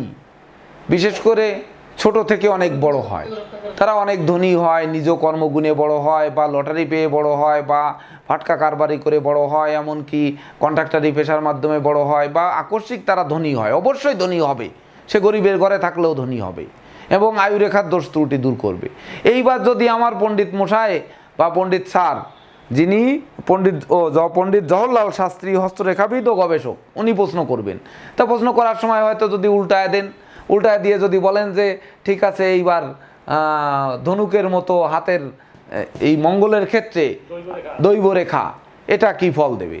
তাহলে দৈব রেখা মানে দৈব শক্তি বা দৈব কৃপা পাবো, মা বাবার একক আশীর্বাদ পেতে পারি, দৈবের আশীর্বাদ মানে দেবতাদের আশীর্বাদ পেতে পারি, ঈশ্বর করুণা পেতে পারি, মহান রাব্বুল আলামিনের কৃপা পেতে পারি। এইভাবে আমাদের জীবনকে গড়ে তুলতে পারি। সেই আধ্যাত্মিক জ্ঞানে জ্ঞানী হবে। হ্যাঁ, আধ্যাত্মিক জ্ঞানে জ্ঞানী হবে, ধর্মযাজক হবে, ধর্মের প্রচারক হতে পারে, ধর্মের প্রসারে সে আত্মনিয়োগ করতে পারে, সে ইসকন মতে দীক্ষিত হয়ে দেখা গেল ইসকনের খাতায় নাম লিখিয়ে দিতে পারে, এরকম কোনো না কোনো দিকে যেতে পারে। আধ্যাত্মিক চিহ্ন বা দৈব রেখা, যেহেতু দৈব তার উপর ভর করবে। আবার এখানে কিন্তু আরেকটা জিনিসও বলতে হবে, এই দৈব রেখা যাদের হাতে থাকে তারা যদি স্বল্প শিক্ষিত মানুষ হয়, যেমন গ্রাম গায়ে বার হয়, আপনারা শুনেছেন বার হয় মানে ভাবাবিষ্ট হয়ে মানুষ অনেক কিছু বলতে পারে। কেউ ফিট হয়ে পড়েছে, ফিট হয়ে পড়ে যা বলছে সেটা বাস্তবায়ন হচ্ছে। বেশিরভাগ মহিলারা হয় এগুলো। অনেক জায়গার কেউ কেউ বলে সিদ্ধি লাভ করে, হ্যাঁ চিন্তা পাইছে, বিভিন্ন দেবদেবীতে ভর করে। হ্যাঁ, দেবদেবতা ভর, কালী ভর করেছে, কালী ভর করেছে, মনসা ভর করেছে, বা শিব ভর করেছে। হ্যাঁ, যে যে দেবতার পূজা করে সেই দেবতা তারকে ভর করে, ভর করে ভাবাবিষ্ট হয়ে সেই লোক ভবিষ্যৎ বক্তা হয় বা অনেক কিছু বলে, সেটা বাস্তবায়িত হয়। একে বলে ওই বার হয়েছে বা দেবতায় পাইছে। এই দৈব রেখা কিন্তু এইরকম হতে পারে। আর শুক্রবন্ধনী শনি বন্ধনী তো আমরা জানি। তো আমাদের পণ্ডিত মশাই যতই প্রশ্ন ঘুরাক না কেন, আমাদের কথা হচ্ছে যে আমরা জয়ী হবই। আর সাথে তো আমি আছি আপনাদের সঙ্গে। আমি যেহেতু নকল করে পাশ করেছি, তো সেহেতু নকল করার সিস্টেমও আমার কাছে জানা আছে। অর্থাৎ আপনাদের প্রয়োজনে শিখায় দেবো সবাইকে। যাবি কোথায় মানে আমাদের পণ্ডিত মশাই পালাবে কোথায়? পাশ আমরা করেই ছাড়বো। পারবো না? পারবো? শিক্ষক যদি চুরি করাই যায় তাহলে পারবো না কেন? তাহলে আর আপনাদের ভয়ের কারণ কি? কোনো ভয়ের তো কোনো কারণ আমি দেখি না। আমাদের শিক্ষক প্রিন্সিপাল স্যার, ভারতীয় জ্যোতিষ প্রিন্সিপাল স্যার এবং এসকে ঘোষ দুজনে মিলে প্রশ্ন করবেন। কৃষ্ণমূর্তি পদ্ধতি প্রশ্ন করবেন আমাদের কেপি স্যার, রাজীব বা স্যার। আমাদের নিউমারোলজির প্রশ্ন করবেন প্রেসিডেন্ট স্যার। পামিস্ট্রির প্রশ্ন করলেন পণ্ডিত জওহরলাল শাস্ত্রী স্যার।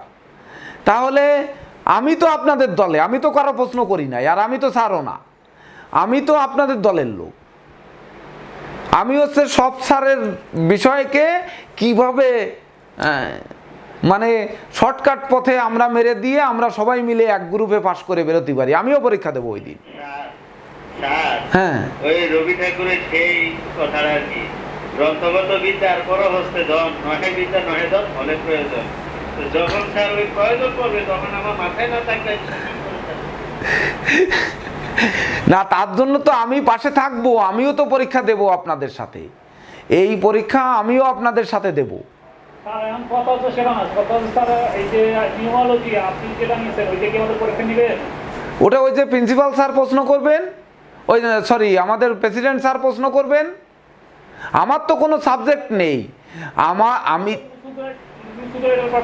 আমি কিন্তু আপনাদের বলেছি আমি আপনাদের স্যার নই, আমার কোনো সাবজেক্টও নেই। আমি হচ্ছে উপস্থিত মানে উড়ে এসে জুড়ে বসছি, মানে একটু সময় কাটানো বা একটু ধরেন আপনাদের আনন্দ দেওয়া, আপনাদের সাথে নিয়ে চলা, এটা হচ্ছে আমার দায়িত্ব। তো যে স্যার যেভাবে প্রশ্ন করুক না কেন আমরা সেই প্রশ্ন নিয়ে এগিয়ে যাব। তো আমরা আজকে পামিস্ট্রি প্রশ্ন পণ্ডিত জওহরলাল শাস্ত্রী দিলেন, এইটা নিয়ে আমরা এগিয়ে গেলাম। দরকার হয় আগামীকালকের দিন বাদ দিয়ে শুক্রবারে যাব আমরা নিউমারোলজিতে বা সনাতন জ্যোতিষে কি প্রশ্ন দিয়েছে ওই প্রশ্ন নিয়ে। তারপরের দিন আমরা শনিবার বাদ দিয়ে হয়তো রবিবারে যাই কৃষ্ণমূর্তি পদ্ধতিতে কি প্রশ্ন দিয়েছে তা নিয়ে, তারপরের দিন যাই হয়তো নিউমারোলজি নিয়ে, এরকম 4 দিন 4টে সাবজেক্ট নিয়ে আমরা যাই। একটু আলোচনা করে সহজ করে ফেলি, তাহলে আমাদের পরীক্ষা দিতে সুবিধা হবে নাকি, তাই তো?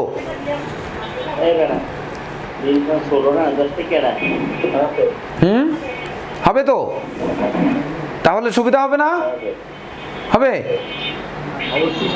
অর্থাৎ 28-29 তারিখে পরীক্ষা, 28-29 তারিখের আগে আমাদের এই সাজেশনগুলো নিয়ে আমাদের একটু আলোচনা। এটা আমি আপনাদের আরও 2টা এক্সট্রা ক্লাস শুক্রবারে রাত্রে তো আমি থাকবই, আর শনিবার বাদ দিয়ে রবিবার হোক, আবার সোমবার বাদ দিয়ে মঙ্গলবার হোক, তার মধ্যে কিন্তু আমাদের সাজেশন শেষ হয়ে যাবে, যাবে না? হ্যাঁ, বুঝলাম না। পরীক্ষাতে একদিনে তো 2টা হবে স্যার, সকালে কি 2টা হয়ে যাবে নাকি সকালে 2টো, রাত্রে 1টা, এইভাবে প্রথম দিন 3টা, পরের দিন সকালে 2টা দিয়ে 5টা শেষ। এইবার পরের দিন রাত্রে হতে পারে ভাইবা। 5টা কি হবে স্যার? এর ভিতর আবার আমরা একটু ওই হোরারি জ্যোতিষ, মান্ডেন অ্যাস্ট্রোলজি টজি নিয়েও একটা দিব না, একটা পরীক্ষা দিব না? হ্যাঁ, অথবা এমন হতে পারে যে প্রথম দিন সকালেই যদি, তাহলে আমরা কেপিও বাদ দিয়ে দেবো। কেপি তো এরপরে হায়ার ডিপ্লোমায় যাবে, তাহলে কিন্তু কেপির পরীক্ষা বাদ দিয়ে দেবো। কেপি নেন, ওই সনাতন জ্যোতিষ নেন, ডুপ্লিকেট নেন, এই পামিস্ট্রি নেন, এই 4টেই এনাফ। 4টে এনাফ। তাহলে 4টে হলে তাহলে প্রথম দিনই আমাদের সকালে 2টো আর রাত্রে 2টো হয়ে যাক, আর দ্বিতীয় দিন সকালে ভাইবা হোক। না স্যার, একদিন চেষ্টা করব না স্যার। হ্যাঁ স্যার, আজ প্রথম দিন 2টা নেন, পরের দিন 1টা নেন, আর দিয়ে রাতে পাইবা না। না, তাহলে প্রথম দিন সকালে 2টো আর বিকালে 1টা, তাই তো? হ্যাঁ, 3টে। হ্যাঁ, আর দ্বিতীয় দিন হচ্ছে, আরো ভালো হয় স্যার। হ্যাঁ হ্যালো স্যার, হ্যাঁ, সবচেয়ে আরো সুবিধা হয়েছে প্রত্যেক শুক্রবার দিন বিকালবেলা যদি নেন পরীক্ষা রাখেন। না, ওইভাবে তো হবে না। না স্যার, একদিনে স্যার 2টা করেই না স্যার, সকালে 1টা রাতে 1টা স্যার। হ্যাঁ, মেয়েদের তো স্যার হাতে না, প্রথম দিন সকালে 2টো হতেই হবে, প্রথম দিন সকালে 2টো হতেই হবে, 2টো সাবজেক্ট। কেন সকাল আমরা তো 9টা থেকে 1টা পর্যন্ত 4 ঘন্টা সময় পাচ্ছি। আমার তো সমস্যা নাই, আমার তো সমস্যা আছে। না না, আমরা তো 9টা থেকে 1টা পর্যন্ত 4 ঘন্টা সময় পাচ্ছি। 4 ঘন্টা তো আমরা ক্লাস করি, তার ভিতর 3 ঘন্টা পরীক্ষা দিব, 1.5-3 ঘন্টা, 1 ঘন্টা তো আরও থেকে যাচ্ছে। অর্থাৎ সকালে প্রথম দিন 2টো হবে, তারপরে প্রথম দিন হয়তো রাত্রে 1টা হলো, তারপরে লাস্টের দিন আরেকটা নিয়ে আমরা বিকালে ভাইবা নিলাম। 2 দিনে শেষ করতে হবে, কারণ হচ্ছে জুনের 4 তারিখে আমাদের নতুন ব্যাচের ক্লাস শুরু হবে। জুনের 4 তারিখ শুক্রবার আমাদের ক্লাস উদ্বোধন হবে, নতুন ক্লাস।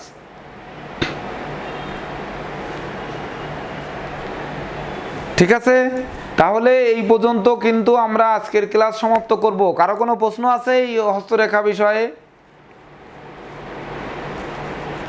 বলেন, কারো কোনো প্রশ্ন থাকলে বলেন। আঙ্গুলের কর্মগুলো তৈল না। এটা তো সাজেশনের মধ্যে নেই, ওটা তো আমরা শিখেছি, কিন্তু সাজেশনের মধ্যে তো নেই। স্যার ভাইবা কি স্যার 12টা কোশ্চেন থেকে হবে? না না, ভাইবা এখান থেকে হবে না, ভাইবা এখান থেকে কোনো ক্রমেই হবে না। এটা তো লিখিত নিচ্ছি, আবার ভাইবা এখান থেকে হবে কেন? ভাইবার মধ্যে এই যেমন পামিস্ট্রিতে যদি আমাকে প্রশ্ন করতে দেয়, তাহলে হয়তো আমি ধরুন লিটন জয়ধরকে জিজ্ঞেস করলাম, হয়তো তর্জনী আঙ্গুলে মুদ্রা আছে, মুদ্রা থাকলে কি হবে। হয়তো আমি বললাম যে বিদ্যাঙ্গুলিতে সুমন কবিরাজ, সুমন হাজারিকে বললাম হয়তো বিদ্যাঙ্গুলিতে জব চিহ্ন আছে, কি হবে। হয়তো দেখা গেল জাকির হোসেনকে বললাম যে ঠিক আছে বিদ্যাঙ্গুলির নখের উপরে বড় চন্দ্রিমা আছে, তাহলে কি হবে। এইবার ধরেন হয়তো নিবেদিতা ঘোষ আপনার কাছে জিজ্ঞেস করলাম যে ভাগ্যরেখার গোড়ায় ত্রিভুজ আছে, কি হবে। হয়তো এবার সুব্রত কর্মকার একটু ভালো পারে, যেহেতু একটু কঠিন প্রশ্ন করলাম যে শনির ক্ষেত্রে হয়তো এই যে শনি বন্ধনীর উপরে তিল আছে, তাহলে কি হবে। এভাবে প্রশ্ন হবে। এটা কথার কথা বললাম হাতের ক্ষেত্রে। এইবার ধরুন আপনার অ্যাস্ট্রোলজির উপরে যখন ভাইবা হবে, ধরুন এই যে আপনাদের সহজ করে দেওয়ার জন্যই তো আমি এই এক্সট্রা ক্লাসগুলোর আয়োজন। ধরুন আপনার সনাতন জ্যোতিষের পরে ক্লাস হচ্ছে, এইবার সনাতন জ্যোতিষে আমি একটি হরস্কোপ দিব। ধরেন এখানে হয়তো সামনের পরে একটি হরস্কোপ আছে, এটা কত তারিখে, এটা আছে হচ্ছে 26শে মে 2021। এখানে আছে রবি, শুক্র, রাহু,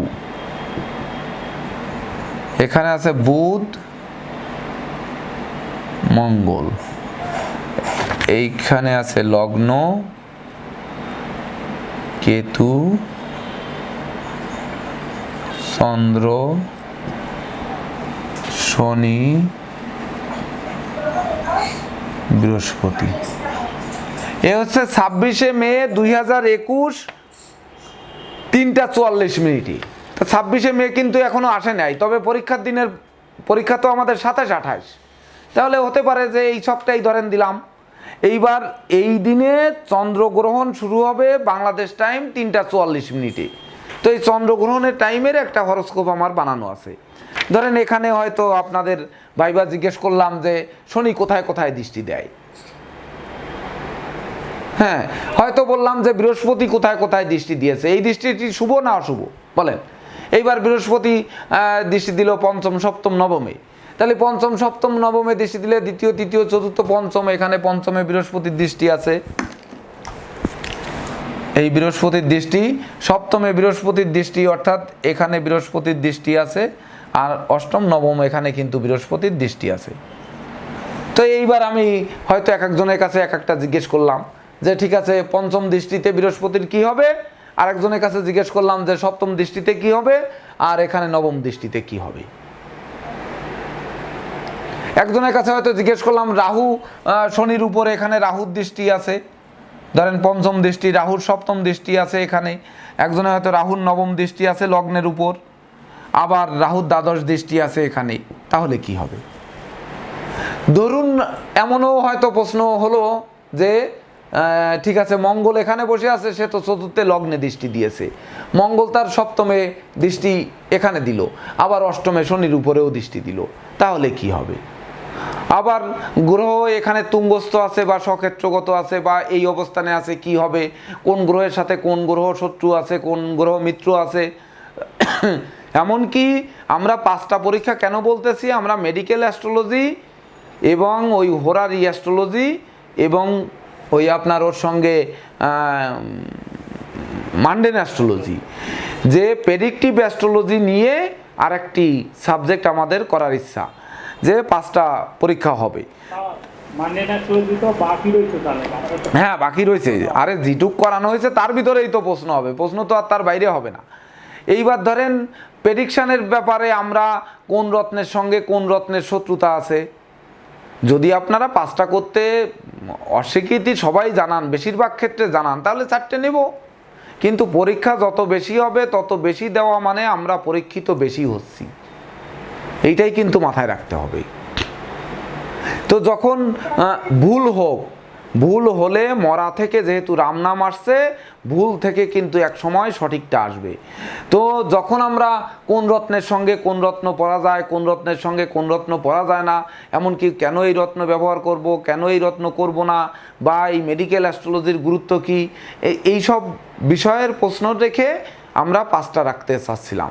তো আপনারা যদি না পেরে ওঠেন তাহলে হয়তো এইরকম হবে যে প্রথম দিনই সকালে দুটো হয়ে প্রথম দিনই ভাইবা হবে রাত্রে, শুক্রবার যেহেতু ওই দিন, আর শনিবার সকালে হবে বাকি দুটো, তাহলে 2 দিনে দুটো 4টে হবে, ভাইবাটা হবে শুক্রবারে রাত্রে, এমনও হতে পারে। কারণ শুক্রবারে সকাল বিকাল 2 টাইমই আপনাদের দিতে হবে, শনিবারের দিন হয়তো একবেলা করে শেষ করা যাবে। তাহলে হ্যাঁ শনিবারে রাত্রে ভাইবা হবে, হ্যাঁ নিতে পারি না,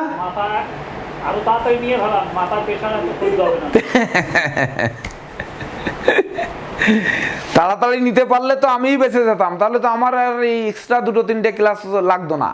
আমার এই যে ধরেন সব সাবজেক্টে এই সাজেশন নিয়ে আমার এই যেগুলো করতে হবে এগুলো করতে হতো না, কি উত্তম বাবু নাকি? তাড়াতাড়ি পরীক্ষা নিয়ে ছেড়ে দিতে পারলে বেঁচে যাই না? হ্যাঁ, তাড়াতাড়ি নিয়ে ছেড়ে দিলে বেঁচে যাই আমি নাকি? জি, তাড়াতাড়ি সার্টিফিকেট পেয়ে যেতে হবে স্যার, যত আগে পড়ে কিনেও তত আগে সার্টিফিকেট পাবো। ও তাই, এইটা কিন্তু তাহলে আর সেই দায়িত্ববোধ হলো না। আমার যে স্বপ্ন, আমার স্বপ্ন তো আপনাদের শুধু সার্টিফিকেট দেওয়া নয়, আমার স্বপ্ন কিন্তু এই অনলাইন ক্লাসে আমার শ্রম দেওয়ার অর্থ এই যে আপনারা আমাকে ফলো করুন, আমাকে উদাহরণ দিয়ে, যেহেতু আমি যে বারবার বলি যে হ্যাঁ আমি নকল করে পাস করেছি বা আমি নকল করতে জানি বা ধরুন পড়াশোনা করিনি, না করে আসছি। হ্যাঁ, এই না করে, পড়াশোনা না করে, নকল করে বা চুরি করে বা অপরের লেখা নিয়ে যে কোনোভাবে হোক আমার মতো হন আপনারা। আমার মতো যদি হতে পারেন তা আমার থেকে বড় নিশ্চিত হতে পারবেন, নিশ্চিত। বাকিটুক ঈশ্বরের কাছে আমি চেয়ে নেব যে আমার জায়গায় আপনারা আসলে বা আমার থেকে বড় হওয়ার জায়গা আমি ঈশ্বরের কাছে চেয়ে আপনাদের সে জায়গায় পাঠিয়ে দেওয়ার ব্যবস্থা আমি করব, যে কিভাবে হতে হয়। তার জন্যই কিন্তু আমি মাঝে ক্লাসের ভিতর একবার আলোচনা করেছিলাম যে গুরুজি যদি অনুমতি দেন তো আমি আপনাদের আরও কিছু দেব। তা সেগুলো কিভাবে এর ভিতর থেকেও মানে পুঁথিগত বিদ্যার বাইরেও কিভাবে জ্যোতিষ করা সম্ভব, কিভাবে জ্যোতিকে বা আলোর জ্যোতিকে, আলোর রেকে কন্ট্রোল করে মানে ওই এসির মতো মানে কন্ট্রোলিং ক্ষমতা দ্বারা, গুপ্ত টেকনিকগুলো কবে শিখিয়ে দেবেন? হ্যাঁ, সেই কন্ট্রোল করে কিভাবে আনা যায়, কিভাবে মস্তিষ্কের পিছন থেকে বলে দেয় যে ভাগ্যফল দাতাকে বা ভাগ্যফল প্রত্যাশীকে, তা এই কথাটি বলো, এই কথাটি বাস্তবায়িত হবে। এই বিষয় নিয়েও কিন্তু আমরা আসব। তো এই জন্য প্রথম ব্যাচ আপনারা, এই প্রথম ব্যাচে আমার বিশেষ স্বপ্ন যে আপনারা গড়ে উঠুন। আমার স্বপ্ন এখানেই শেষ নয়, আমার স্বপ্ন হচ্ছে 64 জেলায় 64 জন অস্ত্র হতে হবে, যে 64 জেলা কন্ট্রোল করতে হবে আমাদের এই বাংলাদেশ ন্যাশনাল অ্যাস্ট্রোলজার সোসাইটির শিক্ষার্থীদের। তো সেই রকম 64 জন যেদিন তৈরি হবে সেদিন আমি মনে করব যে হ্যাঁ আমার দায়িত্ব শেষ, বুঝলেন? অর্থাৎ সেইভাবে আপনাদের পাশে আমি আছি, আমি স্যার নই, আমি আপনাদের দাদা বা ভাই, যার যেমন বয়স অনুপাতে যা হই তাই। দেখেন আমার কিন্তু কোনো সাবজেক্ট নেই, আমার কোনো ধরা বান্ধা ক্লাস নেই, আমার কিন্তু সব কিছুতে মুক্ত আমি। অর্থাৎ তাড়াতাড়ি পরীক্ষা নিলে আমি বেঁচে যাই, কিন্তু বেঁচে যাই না, আমার স্বপ্নটা পূর্ণ হলো না। তাহলে এই স্বপ্ন পূর্ণ করার জন্যই কিন্তু আমরা এই এতক্ষণ ধরে এই আজকের এই সাজেশন নিয়ে আমরা এত আলোচনা। তো ঠিক আছে, সন্ধ্যা ঘনিয়ে আসছে আর আমরা সময়ও কম পাইনি, 3 ঘন্টা কিন্তু পেয়ে গেছি এর মধ্যে। দেখুন 3টা থেকে 6টা 6 বাজে এখন, তার মানে আমি আসছি 3টা 8-এ, আপনাদের সবার 3টায় আসার কথা, আমি 3টা 8-এ আসছি। তো মাঝে 5 মিনিটের বিরতি দেওয়ার কথা বলে 3 মিনিট বিরতি দিয়েছি। তো এর মধ্যে কিন্তু আমরা 3 ঘন্টা পার করে ফেলেছি। তো 3 ঘন্টা আমাদের 2টো পরীক্ষা দিতে 3 ঘন্টা এরকম দেখতে দেখতে চলে যাবে। প্রয়োজনে যাদের মোবাইল দুর্বল আছে তাদের মোবাইলে একটু লো পাওয়ারের চার্জার লাগানোর ব্যবস্থা করবেন। যে ওই লো পাওয়ারের চার্জার কেন লাগাবেন, যে ধীরে ধীরে চার্জ হবে, মোবাইলটা গরম হবে না, মোবাইল বন্ধ হবে না। এটাও কিন্তু একটা টেকনিক। মানে ধরুন আপনার আইফোন বা আপনার এই স্যামসাং ফোন, এই বড় ফোন তো আর এই চার্জারে চার্জ হবে না, এগুলো তো নোকিয়ার চার্জার। কিন্তু এই চার্জে কিন্তু নোকিয়ার বাটন মোবাইল চার্জ হয়। এর একটা চার্জার যদি আমরা ওই মোবাইলে লাগিয়ে রাখি, মোবাইলটা গরম হবে না, মোবাইলটা বাস্ট হওয়ার সম্ভাবনা থাকবে না। যেহেতু অনলাইনে দীর্ঘক্ষণ আপনারা ক্লাস করবেন, লো পাওয়ারের একটা চার্জার লাগায় রাখবেন, চার্জ শেষ না হতে পারে। কিন্তু ওই মোবাইলের যদি শক্তিশালী চার্জার লাগায় রাখি তাহলে কিন্তু মোবাইল গরম হয়ে মোবাইল বাস্ট হয়ে যেতে পারে। এটাও কিন্তু একটা টেকনিক। অর্থাৎ এইভাবে আমরা পরীক্ষাটা দেই এবং যশের সাথে সবাই উত্তীর্ণ হই। আমিও আপনাদের সাথে পরীক্ষা দিব, দেখা যাবে দেখি কে কেমন পায়। এটা চেষ্টা করতে হবে, কিন্তু চেষ্টা করে আমাদের সেইভাবে প্রতিষ্ঠিত হতে হবে। আপনি পরীক্ষা দিলে স্যার আমি নাই। সে কি উত্তম বাবু, কি ভয় লাগে নাকি? জি স্যার, ভয় তো লাগে স্যার, তারপরে তো স্যার মনে একটা শক্তি আছে, পরীক্ষা দিব। না, উত্তম বাবুকে নিয়ে আমি সব থেকে বেশি গর্ব করি এর মধ্যে। কারণ হচ্ছে আমি যদিও দুইজন মানুষকে নিয়ে একটু বেশি গর্ব আমার হবে যদি এই ব্যাচ থেকে আপনারা প্রকৃত জ্যোতিষ হয়ে বের হন। তো আজকে আমি এটা প্রকাশই করে ফেলি। আজকে মনে হয় শুভ লগ্ন আছে, তা প্রকাশ করে ফেলি। কিন্তু বিশ্বাস আর হচ্ছে সৈকত ঘোষ। হ্যাঁ, না না না, ধরতে পারলেন না। কি বললেন? সৈকত ঘোষ আর আর উত্তম উত্তম ঘোষ উত্তম দাস দাস। হলো না, ধরতে পারেননি, ধরতে পারেননি। জাকির হোসেন সাহেব বলতে পারবেন দেখি? তাও হয়নি, আবার বলেন। সুমন হাজারি, হ্যাঁ, আর হলো না, আবার বলেন।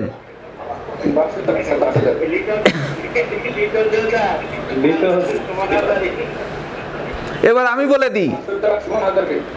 দিই, দেখুন, দুইজনকে নিয়ে আমার বেশি স্বপ্ন, এবং এই দুইজন যদি জ্যোতিষ সমাজে সমাদৃত হয় আমি সব থেকে বেশি খুশি হব। সেই দুইজন, একজন হচ্ছে উত্তম দাস আর একজন হচ্ছে সুরভি। সুরভি কি? সুরভি, হ্যাঁ, সুরভি বিশ্বাস। হ্যাঁ, সুরভি বিশ্বাস দেব, সুরভি বিশ্বাস, এই দুইজন। এইবার আপনাদের প্রশ্ন হবে যে কেন আমি গর্বিত হব? এটা আপনাদের প্রশ্ন হবে যে কেনটা যদি না বলি তাহলে আপনারা বলবেন যে আমাদের আর কারো দিকে স্যারের দৃষ্টি নেই, বা স্যার আমাদের ভালোবাসে না, বা আমাদের দিকে কোনো ভালো নজর নেই। এইবার কেন? এই আমাদের অনলাইন ক্লাস যখন চালু হয় তখন আমার শোনা কথা, হয়তো রঙও হতে পারে, যখন অনলাইন ক্লাস চালু করার সিদ্ধান্ত নেই তখন আমাদের পুরাতন স্টুডেন্টদের মধ্য থেকে একমাত্র উত্তম দাস এবং সুরভি বিশ্বাস দেব, এই দুইজনই পুরাতন যে সংগঠন ছিল বাংলাদেশে, বাংলাদেশ অ্যাস্ট্রোলজার সোসাইটিতে একটি বা দুটি ক্লাস করতে গেছেন অফলাইনে। আমাকে কেউ না কেউ হয়তো জানিয়েছে, এটা সঠিক কিনা আমি জানি না, আমি কিন্তু যাচাই করার সুযোগ পাইনি। তো আমি যাচাই করার সুযোগ পাইনি, তো আমার সেদিন থেকে সংকল্প যে যদি উনরা কখনো ফিরে আসেন তো ওয়েলকাম আমার এখানে। আর ফিরে আসলে ওনাদেরকে কিভাবে মানে বীজমন্ত্র দিতে হবে বা কিভাবে জ্যোতিষ হিসাবে গড়ে ওঠাতে হবে সে আপ্রাণ চেষ্টা আমি করব, যাতে উনরা মনে করেন যে কোনো দিন না মনে ভাবে যে আমরা চলে গেছি, স্যার এটা জেনেছে, জানার পরেও আমরা আসছি, স্যার মনে কষ্ট নিয়ে আমাদের থেকে বরং আমাদের দূরে সরিয়ে দিছে, এটা যেন না ভাবতে পারে। বরং ওনাদের দুজনকে যদি নেওয়ার ইচ্ছা থাকে আরও আগে আমি দেওয়ার জন্য রেডি, কারণ ওনারা চলে গেছিলেন কারো কান ভারী শুনে, ওই বুধের পাশের ত্রিভুজের মতো বাইরের কান যুক্তি শুনে যে ওইখানে ভালো টিচার, অভিজ্ঞ টিচার, 20-30 বছরের অভিজ্ঞ টিচার, নদীর এপার বসি ছাড়িয়া নিঃশ্বাস, ওপারেতে সর্বসুখ আমার বিশ্বাস। তা ওখানে যে অফলাইনে আপনারা কতটা সেই 2-4টি ক্লাসে কি শিখেছেন, বা ওখানে অফলাইনে ওই প্রতিষ্ঠান থেকে শিক্ষা গ্রহণ করে তারা কি জ্যোতিষ হয়েছে, আর আমার অনলাইনের শিক্ষার্থীরা কেমন হয়, এটাই প্রমাণ করবে যে আমার অনলাইন রাইট আছে নাকি অফলাইন রাইট আছে। এজন্য আপনাদের এই পরীক্ষার পরেও জুন আর জুলাই 2 মাস আপনাদের ক্লাস করার সুযোগ দেওয়া হবে বিনামূল্যে, মানে বিনা বেতনে। কেন দেওয়া হবে?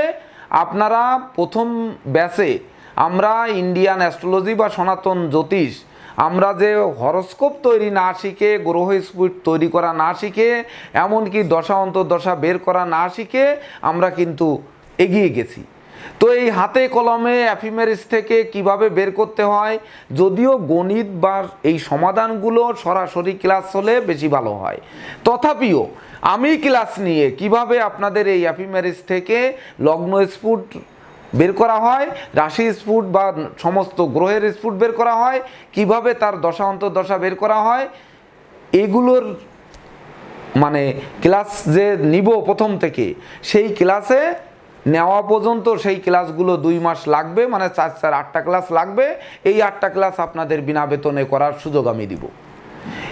এই হচ্ছে মূল কারণ যে যদি উত্তম দাস সত্যি সত্যি ওখানে যেয়ে থাকেন আর সুরভি বিশ্বাস দেব যদি ওই প্রতিষ্ঠানে যেয়ে থাকেন, তবেই আমার করুণা বেশি পাবেন এবং আমার তরফ থেকে বেশি পাবেন। এখন যদি উনরা প্রমাণ দিতে পারেন যে হ্যাঁ আমরা গেছিলাম, তাহলে আমার কাছ থেকে কি পাবে তা বলে বোঝাতে পারবো না যে কি পাবে, সেটা আমি এখান থেকে বলবো না।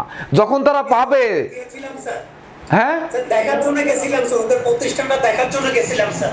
আচ্ছা, কোনো ক্লাস করেছিলেন? স্যার 2টা মনে ক্লাস করেছিলাম। তাহলে আপনি পাবেন, কিন্তু ক্লাস না করলে আপনি পেতেন না। ক্লাস যদি না করেন তাহলে আমি আপনাকে কিছু দিতাম না। তা ক্লাস যেহেতু করেছেন, আপনি আমার কাছ থেকে পার্সোনাল কিছু পাবেন। যদি সম্ভব হয়, আপনি যদি সময় করতে পারেন, তাহলে আমি যখন ঢাকায় থাকি আপনার জন্য মানে 5 মাসে 5 দিন সময় দেওয়া হবে আপনাকে ধন্যবাদ স্যার। আমার পাশে থাকার জন্য, এবং ফাঁকে ফাঁকে যতটুকু পারি আমি আপনাকে দিব। Thank you sir. এবং সুরভি বিশ্বাস দেবও যদি ওখানে ক্লাস করে থাকে তাহলে উনি পাবে, যদি উনি বলেন যে হ্যাঁ আমি ক্লাস করেছি ওখানে, আর তাহলে উনিও পাবেন। অর্থাৎ এই জন্য আপনারা দুইজন আমার সব থেকে বেশি প্রিয়, কারণ আপনারা ওখানে চলে গেছিলেন, সেখান থেকে আসছেন। এবং আরও এই জন্য প্রিয় যে ওখানে কিন্তু সায়েদ নামে একটা ছেলে ওখানে রয়ে গেছে, তারপরে হচ্ছে আরেকজন কে যেন গেছিল, সে রয়ে গেছে, 2 জন রয়ে গেছে। তো এই 2 জন, হ্যাঁ মামুন, হ্যাঁ মামুন এবং শাহেদ, এরা 2 জন কি জ্যোতিষ হয় ওখান থেকে শিখে, আর আপনারা আমার শিক্ষার্থীরা অনলাইনে শিখে কি হয়, এইটা নিয়ে তারপরে বোঝা হবে যে এই জন্য হচ্ছে আমার লড়াই, যে এই 2 জন বেশি পাবে, আপনারাও যে পাবেন না তা নয়। ওই যে সর্বশেষ বললাম যে অফলাইনে ওই প্রতিষ্ঠান থেকে 20 বছর ধরে মানুষ কি শিখছে, আর আমার প্রতিষ্ঠান থেকে অনলাইনে শিখে আপনারা কি করলেন, এ পর্যন্ত আমি সঙ্গে আছি। 64 জেলায় 64 জন অস্ত্র চাই। ঠিক আছে? হ্যাঁ, আপনারাও ভালো থাকবেন। এই জন্য পরীক্ষার সাবজেক্ট বাড়ালে বা পরীক্ষার বাড়লে, অবশ্যই পরীক্ষার সাবজেক্ট বাড়লে আপনাদের তো আলোচনা করে দিব, আমরা সেই সাজেশনে আলোচনা করে দিব না, করে দিলে তো আপনারা সহজ হয়ে গেল। 2টি দিন একটু পরিশ্রম করবেন, 2টি দিন পরিশ্রম করবেন। তারপরে এই যে 2 মাস ক্লাস করার জন্য আমি যে সুযোগ দিব, কারণ আপনাদের যে অংশটুকু বাকি রয়েছে ওই অংশটুকু শেখার জন্য, তারপরে তো সারা জীবন থাকবেই। আর এরপরে হায়ার ডিপ্লোমায় আমি টার্গেট নিয়েছি যে আমরা একটা সিদ্ধান্তে উপনীত এর মধ্যে হয়েই গেছি যে আমরা স্যাররা সবাই মিলে থাকবো, সবাই মিলে থাকবো, মানে স্যাররা সবাই থাকবেন, আমি থাকবো ছাত্র হিসেবে প্রশ্নকর্তা। টিভিতে যেমন আপনারা টক শো দেখেছেন না, যেহেতু আমার তো আর কোনো সাবজেক্ট নেই, স্যাররা আছেন সব সাজানো, স্যাররা ক্লাস নেবেন, আমি হচ্ছে প্রশ্ন করব। এইবার প্রশ্নের মাধ্যমে আমরা টকশো করব, আপনারা তার মাধ্যমে শিখবেন। দেখুন 27টা নক্ষত্রের 27টা যোগ, 27টা করণ, এই যে 27টা নক্ষত্রের 27টা যোগ, এই যোগ যেমন আমরা বুধাদিত্য যোগ, গজকেশরী যোগ, বা ধরুন এই যে গুরুচণ্ডালী দোষ যোগ, মাঙ্গলিক দোষ, বা এই যে যেগুলো আমরা জানি, এরকম 27টা নক্ষত্রের 27টি যোগ। তো যোগ আর যোগ মানে দোষ এবং যোগ, এগুলো একেবারে মানে সহজ জিনিস নয়। এগুলো যখন আমরা দিব তখন বুঝতে পারবেন যে অফলাইনে কি শিখেছে। আমরা যখন ইন্ডিয়াতে গেছি, মানে ইন্ডিয়াতে যখন প্রথম আমরা শিখেছি, রবিবারের দিন ক্লাস হতো, বুঝলেন? তো আমি থাকতাম ক্যান্টনমেন্ট, দমদম ক্যান্টনমেন্ট, আর ক্লাস হতো হচ্ছে রামকৃষ্ণ শাস্ত্রীর বৃন্দাবন মল্লিক ফার্স্ট লেন, মানে ফার্স্ট লেনের পরে 8 নাম্বার আশুতোষ শীল লেন, 8 নাম্বার আশুতোষ শীল লেনে হচ্ছে বিশ্ব জ্যোতিষ বিদ্যাপীঠ, ওখানে ক্লাস হতো। তো রবিবারে ক্লাস হতো। ক্লাস ইন্ডিয়ানরা সাধারণত 10টার আগে ঘুম থেকে ওঠেন না। এইবার 11টায় যে ক্লাস শুরু, বেলা 11টায় আমরা যেতাম, ক্লাস শেষ 2টোয়। তাহলে 11টায় যাওয়ার পরে আমাদের স্যাররা কিন্তু ওই এক ক্লাসের মধ্যে 3 বা 4 বারও চা খেতেন। ক্লাস নিতেন আধা ঘন্টা, ইন্ডিয়ান মানুষ ওই মাটির ভাড়ে এতটুকু করে চা, ও যে কি তৃপ্তি তার বলে বোঝানো যাবে না। 3-4 বার চা খাওয়ার জন্য যেত চলে। এমনও দিন আছে যে 3-4 স্যার এসে গল্প করতে করতে আমরা বৃষ্টিতে ভিজে বা রোদ্রে কষ্ট করে গেছি, ট্রেনে চড়ে সেখান থেকে পায়ে হেঁটে, মানে আগে লোকাল ট্রেনে যেতে হয়েছে, সেখান থেকে দমদম যে মেট্রো ট্রেনে যেতে হয়েছে, মেট্রো ট্রেনে যে MG রোডে নেমে সেখান থেকে পায়ে হেঁটে যেতে হয়েছে, পায়ে হেঁটে হেঁটে যেতে হয়েছে প্রায় 1 কিলোমিটার, যে তারপরে হাজির হয়ে সারা দিনে দেখা গেল একটি ক্লাসও আমরা পেলাম না, শূন্য হাতে শূন্য পকেট নিয়ে চলে আসলাম আবার নাচতে নাচতে জ্যোতিষ শিখতে গেছি। আর আপনারা কিন্তু ঘরে বসে মোবাইলটা অন করে আপনারা কি শিখছেন, ওখানকার থেকেও আরও বেশি শিখেন কিনা সেটাও কিন্তু এক সময় জরিপ হবে। এটাও কিন্তু আমরা ওখানেও ব্যালেন্স তৈরি করব, যে দাঁড়িপাল্লায় দিব যে এই বিশ্ব জ্যোতিষ বিদ্যাপীঠ থেকে জ্যোতিষ ভারতী, জ্যোতিষ শাস্ত্রী, জ্যোতিষ সম্রাট, এই যে এক একটা ডিগ্রি নিয়ে বা পাশ করে আসছেন, তানরা কেমন আছেন আর তানরা কতটা জানেন, আর তানাদের থেকে আমাদের প্রতিষ্ঠানের যারা শিক্ষার্থী আছে ইনরা কতটা জানেন বা ইনাদের কতটা দিতে পেরেছি, এটা কিন্তু আমরা তখন দাঁড়িপাল্লা ধরবো, ধরে তারপর মাপবো। চ্যালেঞ্জ কিন্তু আমার শুধু এই একটি প্রতিষ্ঠান নিয়ে নয়, বিশ্বের সবথেকে বড় প্রতিষ্ঠান যেটি, তা নিয়েও কিন্তু চ্যালেঞ্জ আছে। কিন্তু ঈশ্বর বাঁচায় আর কয়দিন রাখবে জানি না। তবে 64 জন তৈরি হওয়া পর্যন্ত মরবো না। মানে চিত্রগুপ্তকে বলেছি খাতার থেকে নাম একটু পিছায় দাও, তো রাজি হয়নি। রাজি না হলে খাতার মাঝখান থেকে এক শিট ছিঁড়ে পিছনে নিয়ে সেলাই করে দিছি, ওই শিটই ছিল আমার নাম। এবার এক দিস্তে কাগজ খাতার পিছনে দিয়ে দিছি, মানে নাম পিছনে পড়ে গেছে। তাড়াতাড়ি মরবো না, বুঝলেন উত্তম বাবু? উত্তম দাস নেই মনে হয় লাইনে। জি স্যার। হ্যাঁ শুনছেন? চিত্রগুপ্ত তো জন্ম মৃত্যু লেখে, মানে কবে মারা যাব এটা চিত্রগুপ্ত লেখে যমরাজের কাছে দেয়। তা চিত্রগুপ্তর খাতার থেকে, এই খাতার মাঝখান থেকে আমার নাম যেখানে লেখা ছিল ওইখান থেকে প্রায় 5000 লোকের নাম এইভাবে টেনে ছিঁড়ে ওই অংশকে পিছনে নিয়ে জুড়ে দিছি, যে যাতে 64 জেলায় 64 জন আপনার এবং সুরভি বিশ্বাস দেবের মতো যদি তৈরি না হয় ততদিন আমি যাতে না মরি, বুঝলেন? জি স্যার। তো আপনাদের প্রচেষ্টাই কিন্তু আমাদের আগ্রহান্বিত করবে। আপনাদের ভয় পেলে চলবে না, আপনাদের আরও প্রচেষ্টা বাড়াতে হবে, আরও ধৈর্যশীল হতে হবে, আরও বেশি মানে একাগ্র চিত্তে এই শাস্ত্র অধ্যয়ন অধ্যাপনা করতে হবে। ধরুন আপনারা এখান থেকে পাশ করে বেরিয়ে গেলেন, যে এই যে এর লেখাপড়া শেষ হয়ে যাচ্ছে তা কিন্তু নয়। যখন বুঝবেন যে একটি বাচ্চার পুষ্টি করতে দিচ্ছে, ঠিকুজি করতে দিচ্ছে, তখন দেখবেন যে কত বইয়ের প্রয়োজন, না দেখলেই যেন আর লিখতে পারছি না। অর্থাৎ এর শিখার কিন্তু শেষ নেই। তো আজীবন ছাত্র থাকতে হবে। জ্যোতিষশাস্ত্র শেখা মানে আজীবন ছাত্র। আর তাছাড়া বিদ্যাসাগর তো বলেছেন, বিদ্যাসাগর না রবীন্দ্রনাথ, বিদ্যাসাগরই বলেছেন মনে হয় সম্ভবত, কারণ নকল করা লোক তো দেখেছেন ভুলে যায় কিভাবে, যে বিশ্বজোড়া পাঠশালা মোর সবাই আমরা ছাত্র। কে বলেছে? বিদ্যাসাগর বলেছে নাকি রবীন্দ্রনাথ ঠাকুর বলেছে? এই তো দেখছেন, আমি ভুলে গেছি। যাই হোক, আজকের ক্লাসে পর্যন্ত সমাপ্ত করি। তার ভিতর বাবুল কুমার দেবনাথ আপনার পাশে কে? কি আঙ্কেল নাকি? হ্যাঁ হ্যাঁ, ও ও আচ্ছা আচ্ছা, যাই হোক, তারপরেও আঙ্কেল ভালো তো, খুব সুন্দর। তো আপনারা সবাই ভালো থাকুন। আজকের ক্লাসে এই পর্যন্তই।